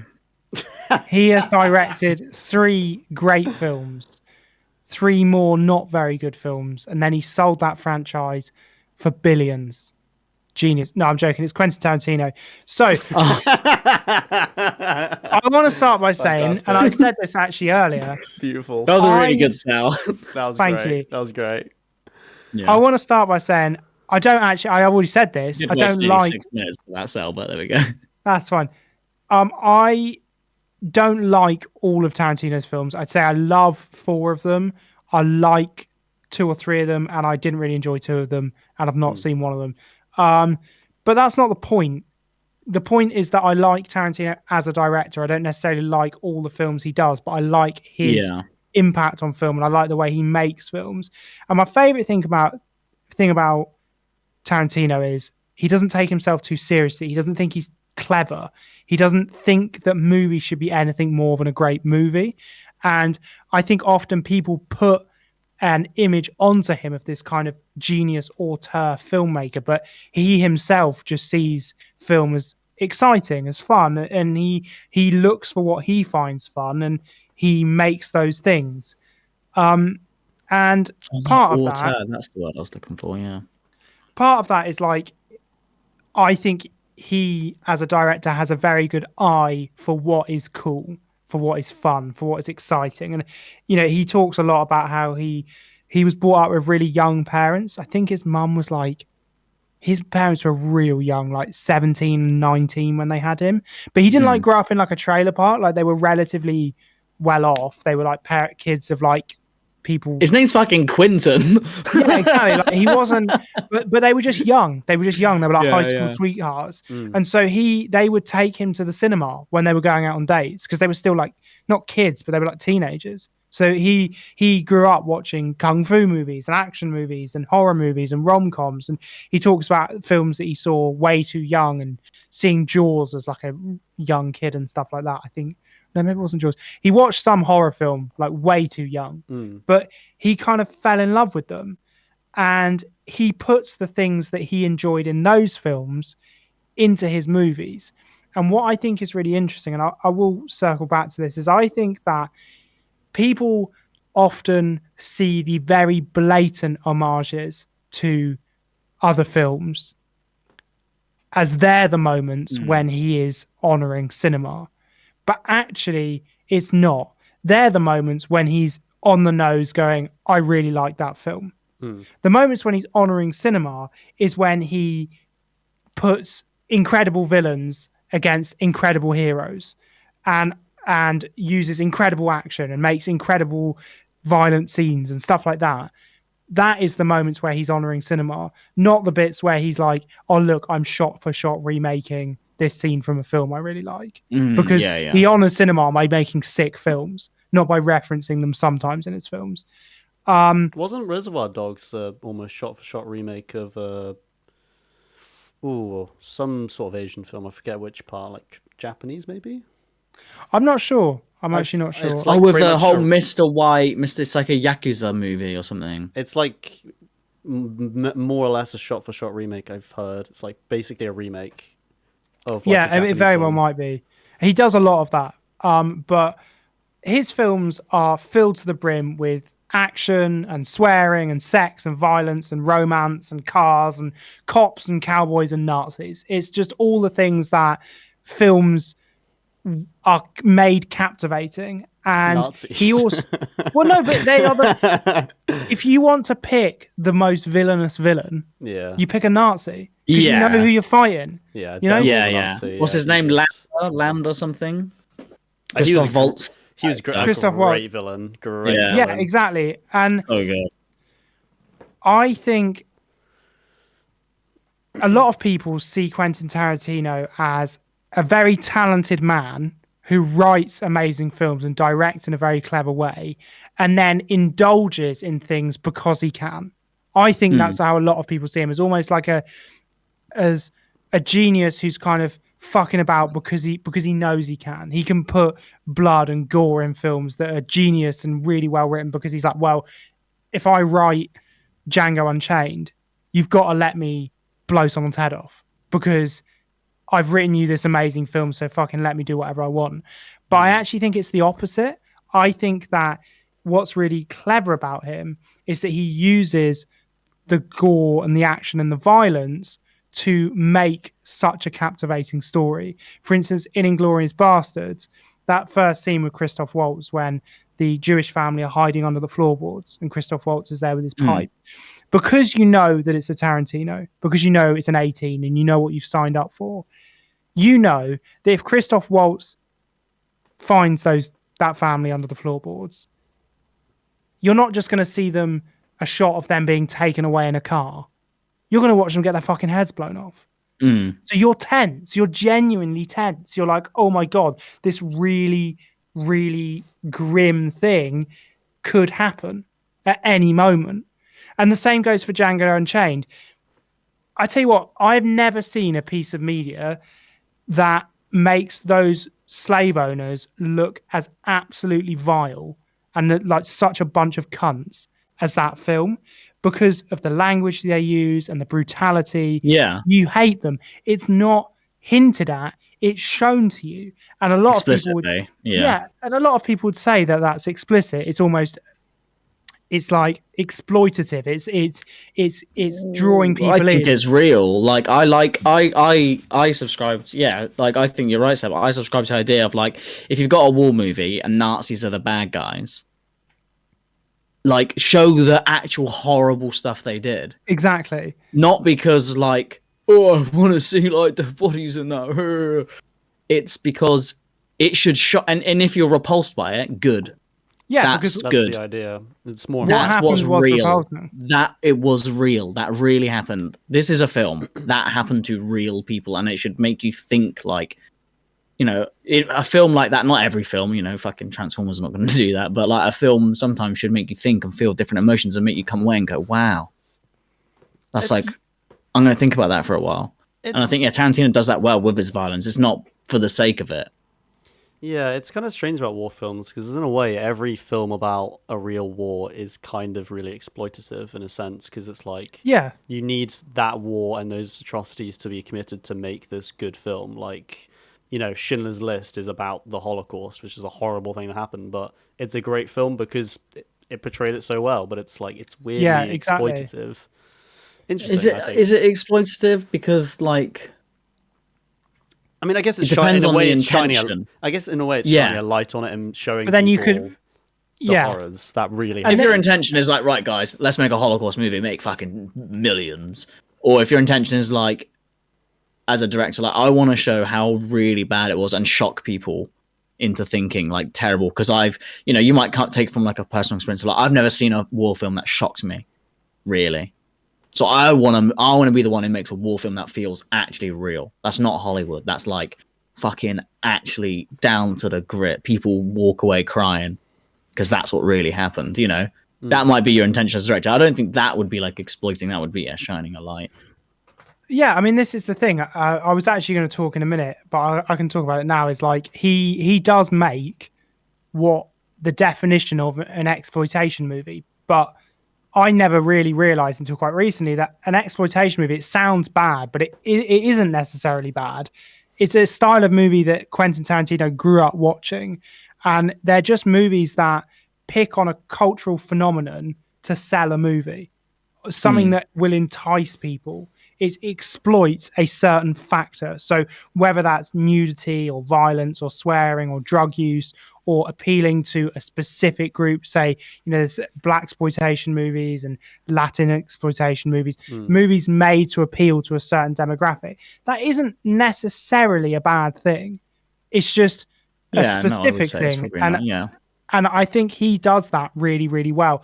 I would say, like going back to Django and going back to the violence that's shown in that, what I found really interesting is that when that film first came out, there was a lot of, not backlash, but a lot of critics and a lot of reviewers saying that the violence in that was too explicit. It was too extreme. It didn't need to be there. And he was kind of being exploitative of what happened to those enslaved people by showing that to sell a movie. See, I just don't get that. Well, this is the thing. And what I found really interesting is loads of civil rights groups and black historians of what happened to black people during that time came out and were like, how fucking dare you? He showed what happened. If you can't bear to watch that, that's on you. But he didn't make anything up. Nothing that happened in that film was pretend. If anything, it was probably still a dulled down version of what really used to go on. Yeah, exactly. Yeah. But he showed it for what it was. And as a result, it's so powerful at the end. And it's so thrilling and exciting. It's not powerful. It is emotional, but it's fucking cool. When Django goes on that rampage at the end and he's just walking through the house with those two pistols, just fucking murdering everyone. You're just like, you fucking get him, you can't. Like, it's insane. That line when who's the guy who plays the old dudes? The butler. Samuel L. Jackson. That line when the Samuel Jackson comes in, he's just like, I count 6 shots, N-word. And then Jamie Foxx's character is like, pulls out another gun, like, I count 2 guns, N-word. Yeah. It's sick. And the bit where the woman of the house, like the wife of the house comes out and he's like, say goodnight to Miss Dorothy, and she's like, good night, Miss Dorothy. He just goes boom, and just like through the wall. It's just incredible. That's great. Is there a famous thing? It might be hearsay, but like where Leonardo DiCaprio was really like hesitant to like say the N word in the movie, which obviously he says like a record like 300 something times, and Samuel L. Jackson sat him down and he was like, say it to me like right now, right in my face. Because it's a real word. People really said this. You want to be this character, you need to say this word. It's just a word. We're not like, you're not saying it to hurt anybody. Like, you're saying it to portray the real horrible bastard that this guy is. And then I just rumor, but then I just heard like apparently every other word came out of DiCaprio's mouth was the M word. Like even when he wasn't acting, he's like not even acting. He's just going to get coffee from like. He goes to the food truck. He's like, "Yo, what one latte?" Just says it like everything. His wife wrote into the newspaper to say he's got to stop saying the M word. I mean, was Django Unchained the one where Samuel L. Jackson was getting interviewed by that guy and he was saying like, "Oh, aren't you like at all like offended by the fact this movie has a lot of like the N word?" And then Samuel L. Jackson's like, "There's nothing wrong with it. Say it. Say the word." And it's like, white, and he's like making him really uncomfortable. Like, say the word. It's all right. I won't be mad. Say the word. And the guy's like, I'm not saying it. Nope. Let's Still move not on. the funniest interaction with Samuel L. Jackson though, and a news reporter. The Lawrence Fishburne mix-up is Oh one my of the God, funniest things ever. What, an interview? Not a black guy. Yeah. An Really? interview was like, he was asking him, he was like, oh yeah, so we really liked you in. It wasn't The Matrix. We said, oh, I really liked you in The Matrix. It was the Super Bowl commercial where he played the Matrix character again. He was like, "Oh, we saw you all in the Super Bowl," and he's Samuel like, Jackson's oh like, God. he's like, hold on a minute. He's talking about Lawrence Fishburne, and he's like, oh my God, I'm so sorry. He's like, damn it. Oh my God. So good. Watch it. But yeah, and like this is the thing, and Quentin Tarantino produces these moments in these films that somehow, despite everything that's going on right now, they seem to feel fresh. Like even Once Upon a Time in Hollywood, I know you found that a bit boring. I really enjoyed it, and it still pushed boundaries, but in a way where every time, and I'm sure he will fuck up. Everyone fucks up sometimes. He will miss the mark at some point. He may have already missed the mark in a film, but I always feel like I never feel nervous showing someone his films because I always feel like I can back anything that I see in them. Even if it feels extreme, even if it feels explicit, I can always say, well, no, that is what happened. That is what people say. People do act like that. You're supposed to hate that person. For instance, one of the most uncomfortable scenes personally for me in cinema is the scene where Django, Christoph Waltz's character, and Leonardo DiCaprio's character are sat there talking about buying a Mandingo fighter while there's two guys just having a fight on the floor. Oh yeah, and he gives him like a hammer to he gives him bash like his a hammer, head in, yeah. and he's like they're like not even talking, they're not even really watching. It's just like happening in front of them, and it's grim. Yeah. Like it's supposed to make you feel grim, and it does. And the payoff to that is that he then murders all those people, and it's really satisfying. Yeah. And I could go on and on and on and on and on about this. Do it. You're basically done, but I'm basically out of time. So I will just say that, finish with this, which is that Quentin Tarantino for me is the reason I fell in love with movies, blockbusters, cinema. I signed up to film studies at A-level because I thought it would be a laugh and I would get access to cameras to make YouTube videos. That is why I signed up. I thought it would be cool. And then on the first day of class, and film porno. And one of the first days of class, I don't know if it was the first, but my teacher put on Pulp Fiction, and I was like, oh, for fuck's sake. Like, it was one of those films that everyone said you should watch, and I was like, just be some wanky nonsense bullshit, overindulgent, over-arty film that I don't care about. And there's that first scene where Honey Bunny and Pumpkin, I think they're called, are chatting away about, robbing the place. And I was like, oh my God, this is shit. They're talking for ages. Yeah, like it goes on. I feel like everyone's experience of a Tarantino film the first time is like, when are they gonna fucking do something? They're chatting for and then all of a sudden someone gets their head blown off, and you're like, "Whoa, shit!" Yeah, shit.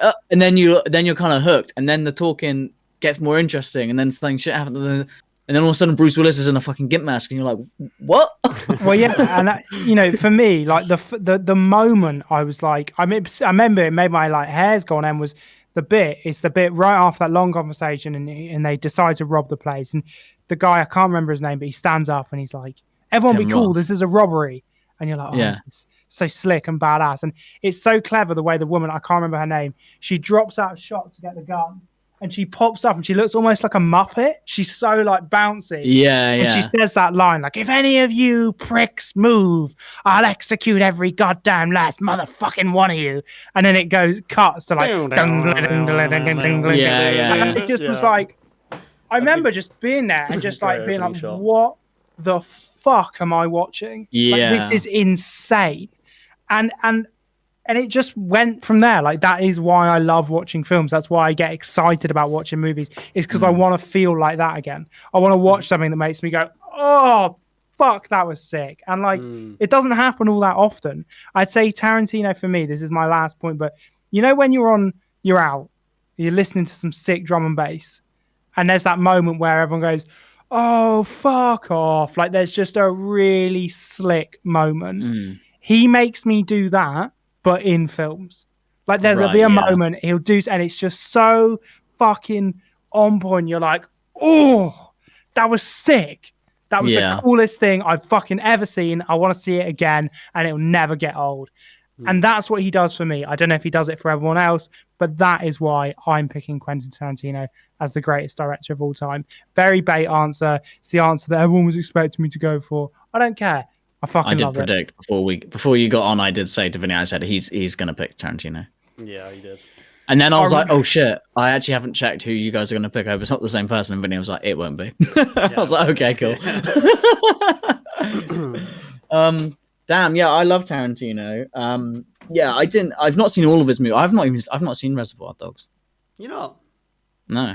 It's all right. Like it's not his best film, but I he probably would like it. I think he probably wouldn't say it was his best film either. Like he's still. It was an independent movie for a start. It was like $2 million budget. It was tiny.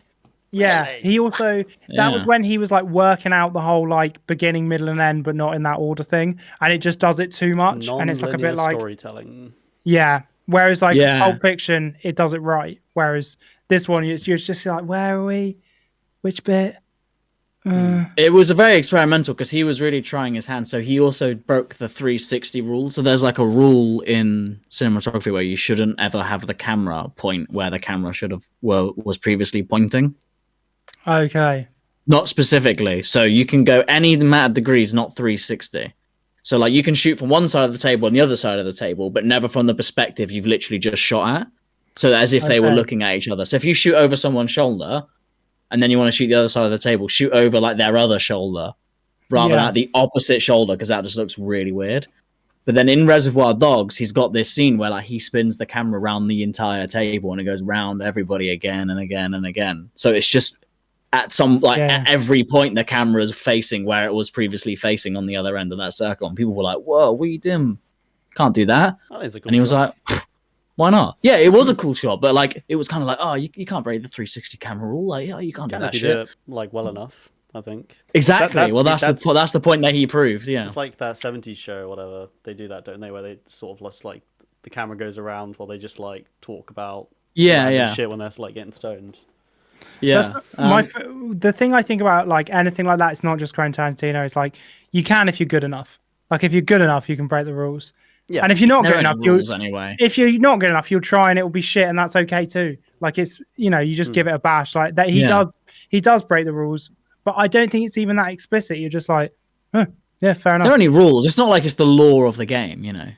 Yeah, they're not exactly super hard and fast, I think. Like, if you understand them well enough, you know how to bend and break them. Yeah, exactly. You know how to make it. If you're a master of cinematography, if you're just holding a fucking camera, shaking it around, you should probably think about what you're doing.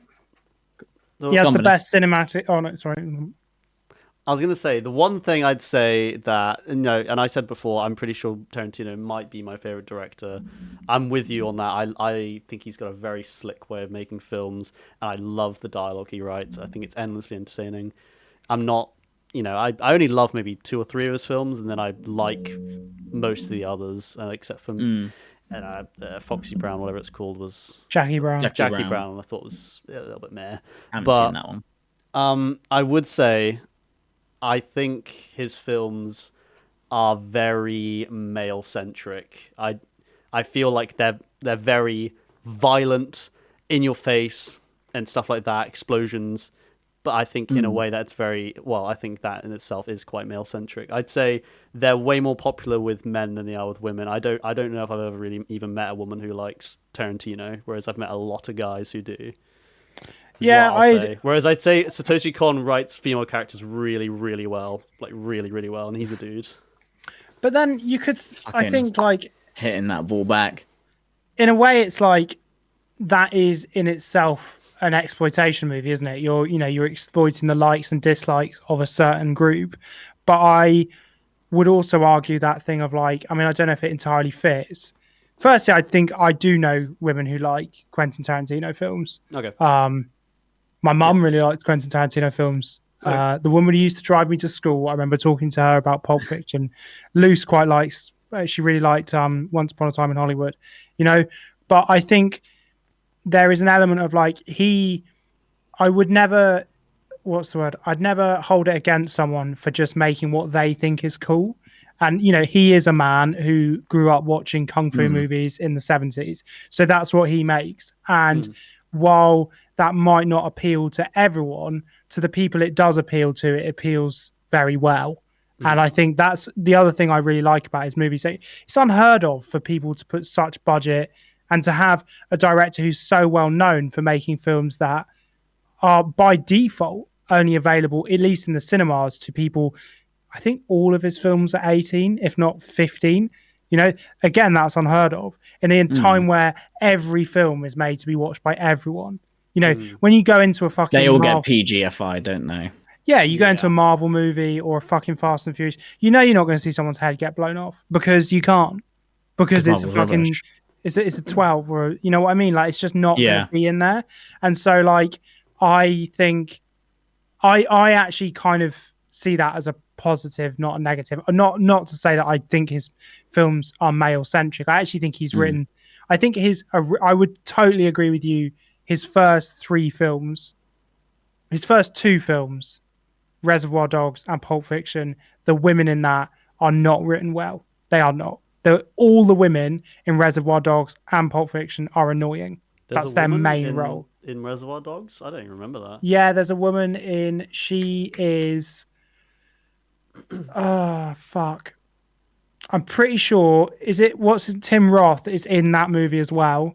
I'm pretty sure he has a girlfriend at some point who is quite annoying. And the Bruce Willis's girlfriend in Pulp Fiction, so annoying. She's just annoying. That's a whole fucking character trait. She's just exhausting. But Jackie Brown, he'd heard that criticism. He turned it around. A lot of people see Jackie Brown as like a really strong female lead. She's like a really powerful character. Yeah, she's bad, but again, I kind of think the film. I like the chicks in Inglourious Bastards. There's some really good female powerful characters in there, like the Nazi Revolution women. They're really good. Exactly. True. I'd say Margot Robbie in Once Upon a Time as well. She's like the only person in the whole film with her head switched on. Everyone I can't remember that movie because I watched it until the point where he's like done the meme, and I'm like, oh, that was cool, and then I realized that's probably the only bit I've liked up until this point. And Do you know what? I was like, I might watch the rest tomorrow, but I never did. You've got to watch Once Upon a Time in Hollywood like you're playing an RPG. It's not about the end; it's about the journey. It's just a film where you just sit. He calls it a hangout movie. It's like the Big Lebowski. I did like some of it. I like the bit in is like they're shooting like a western or something. Oh, mate, that's so good. When he makes himself act, when he like has to pull his finger out. Yeah. But a lot of it was just I can't remember what it was going on about, so that's not a good sign. But I do love like I forgot how much I love Django and Inglourious Bastards. Fucking incredible.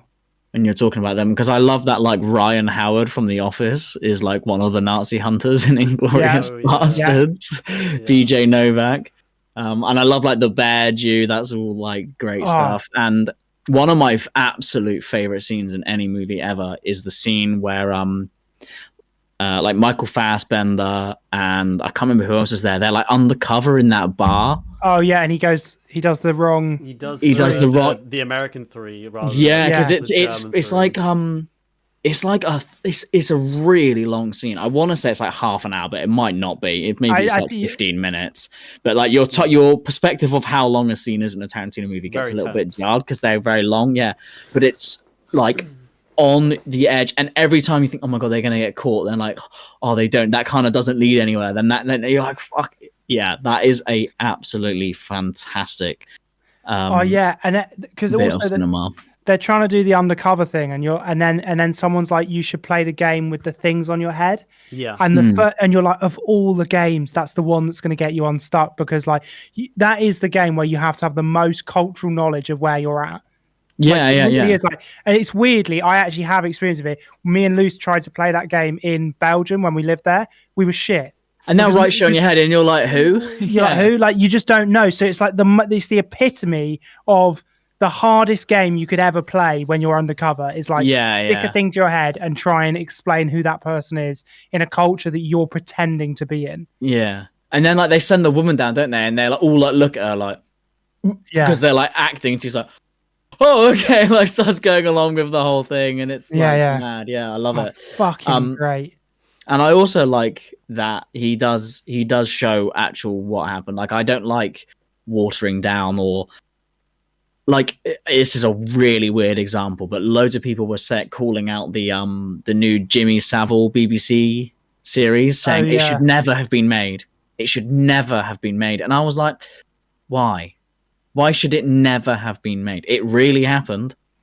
Yeah. Like when bad things happen in the world, should we never ever look at them ever again and pretend like nothing ever happened because of the sake of offense, or should we deliberately be offended so that we're reminded of all the horrible things and appreciate all the nice things about the world and put our hatred in the right way? Do you know what I mean? I've very much agree with don't just cancel history, look at it and look at all the bad shit that happened. It's like don't shut it in a box. They purposely teach kids, like all kids in this country, about the Holocaust at like some point because it's a brutally horrible thing that happened, and we have to remember that it happened. We have to remember it, so we don't never have again. any sort of repeating because it's exactly.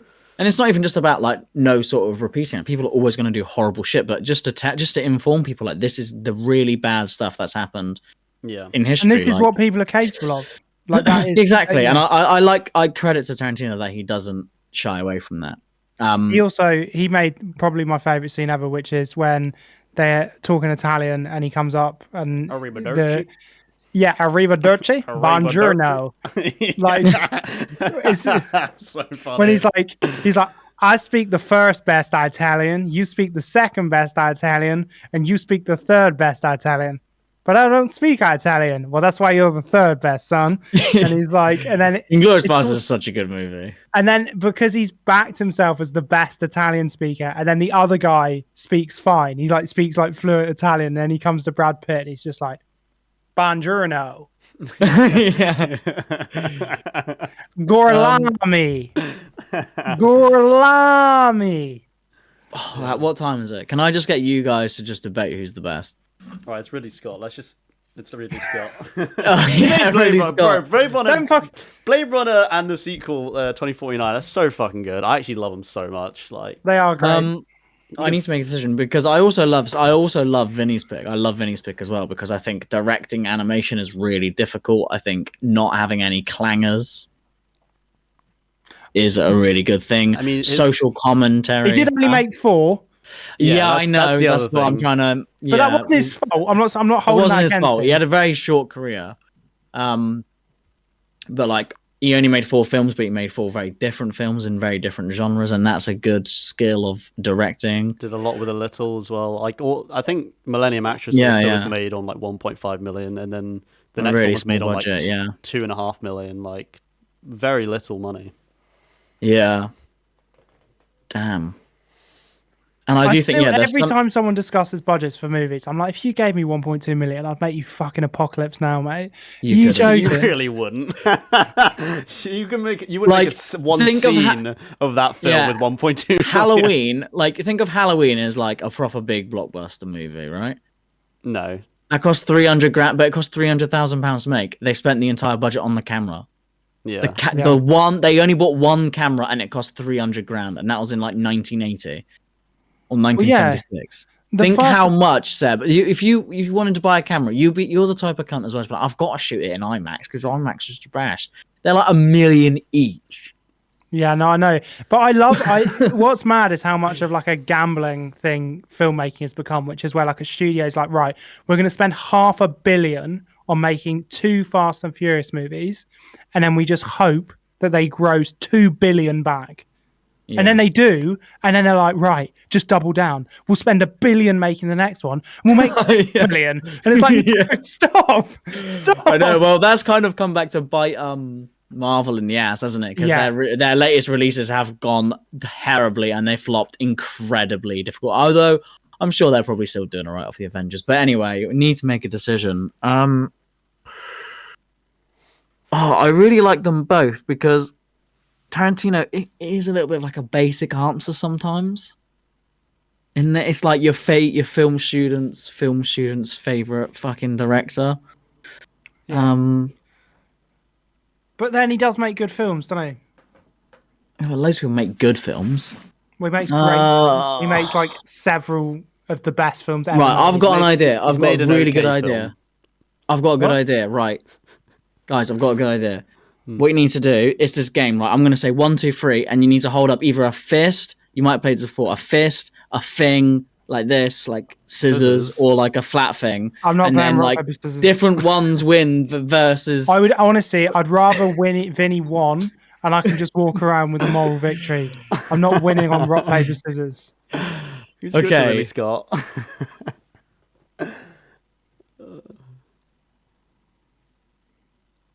Oh, right, okay. I think that the greatest director of all time. I don't know if I'm. I don't even know if I agree, but I can only pick what you two have suggested, I suppose. I think I will pick. I think it will have to be Quentin Tarantino.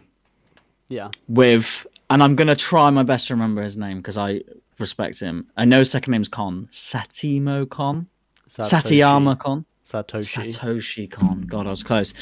With actually a very close second, a lot closer than the audience might believe, because I mean this genuinely. Like, I love those kind of social commentary movies like Parasite and like fantasy blurring the lines between reality, and I love the fact that his movies are so good despite being so underground that like fucking Black Swan, which is a piece of shit, ripped it off, which proves how good it is that they thought to rip it off. And that's a movie that loads of people loved. I think you really should give a couple of his films a watch. I think, like, yeah, you can watch definitely Perfect Blue will. someday. I want to watch Perfect Blue for the rest of my life. Maybe we come up to film. the BP and just watch Perfect Blue.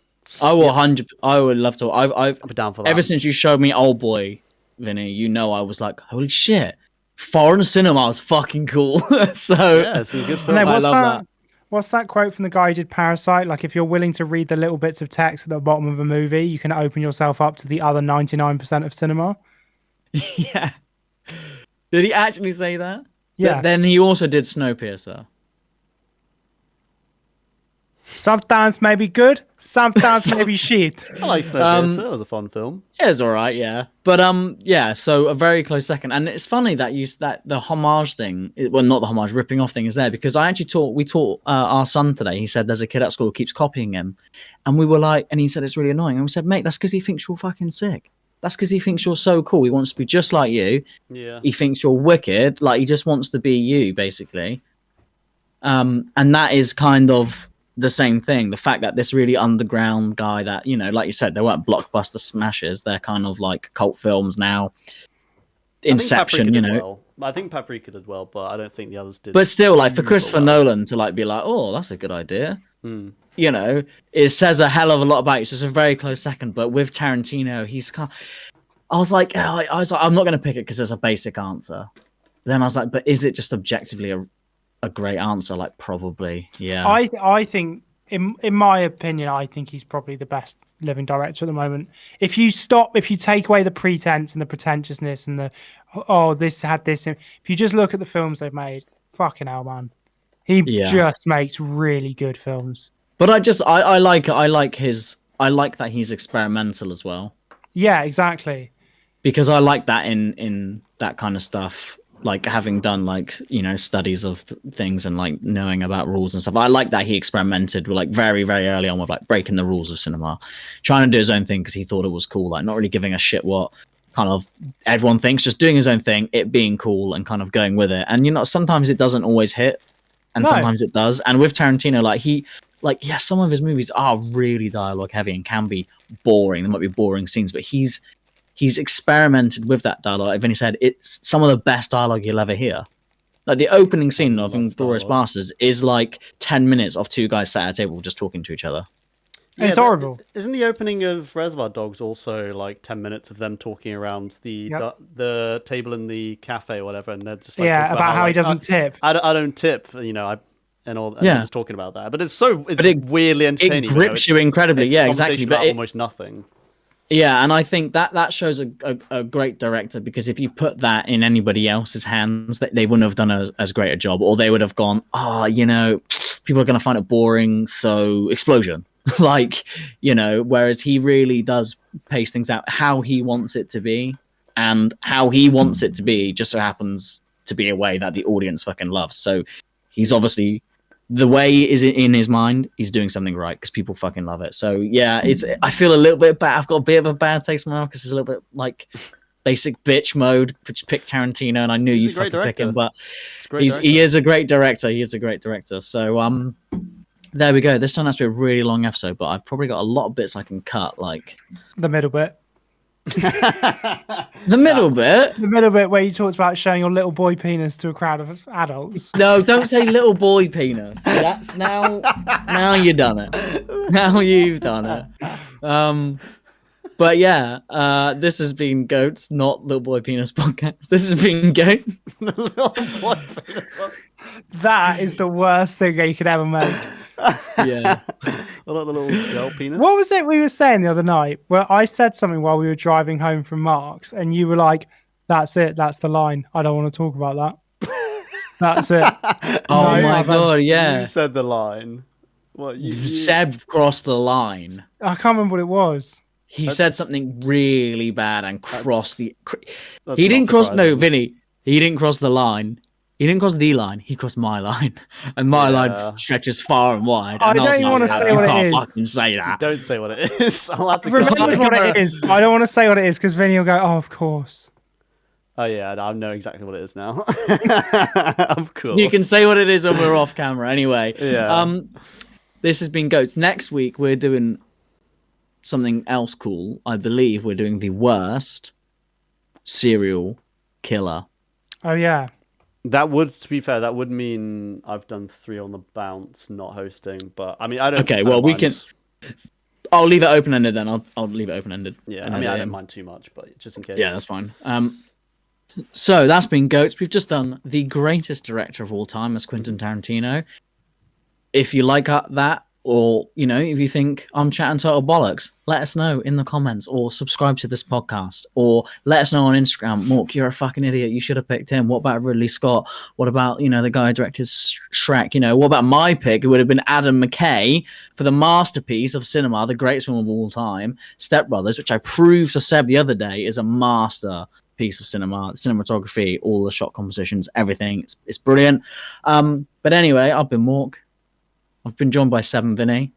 And join us next week for more fucking twaddle. Love you, bye. Love you. Bye. Love you. Bye.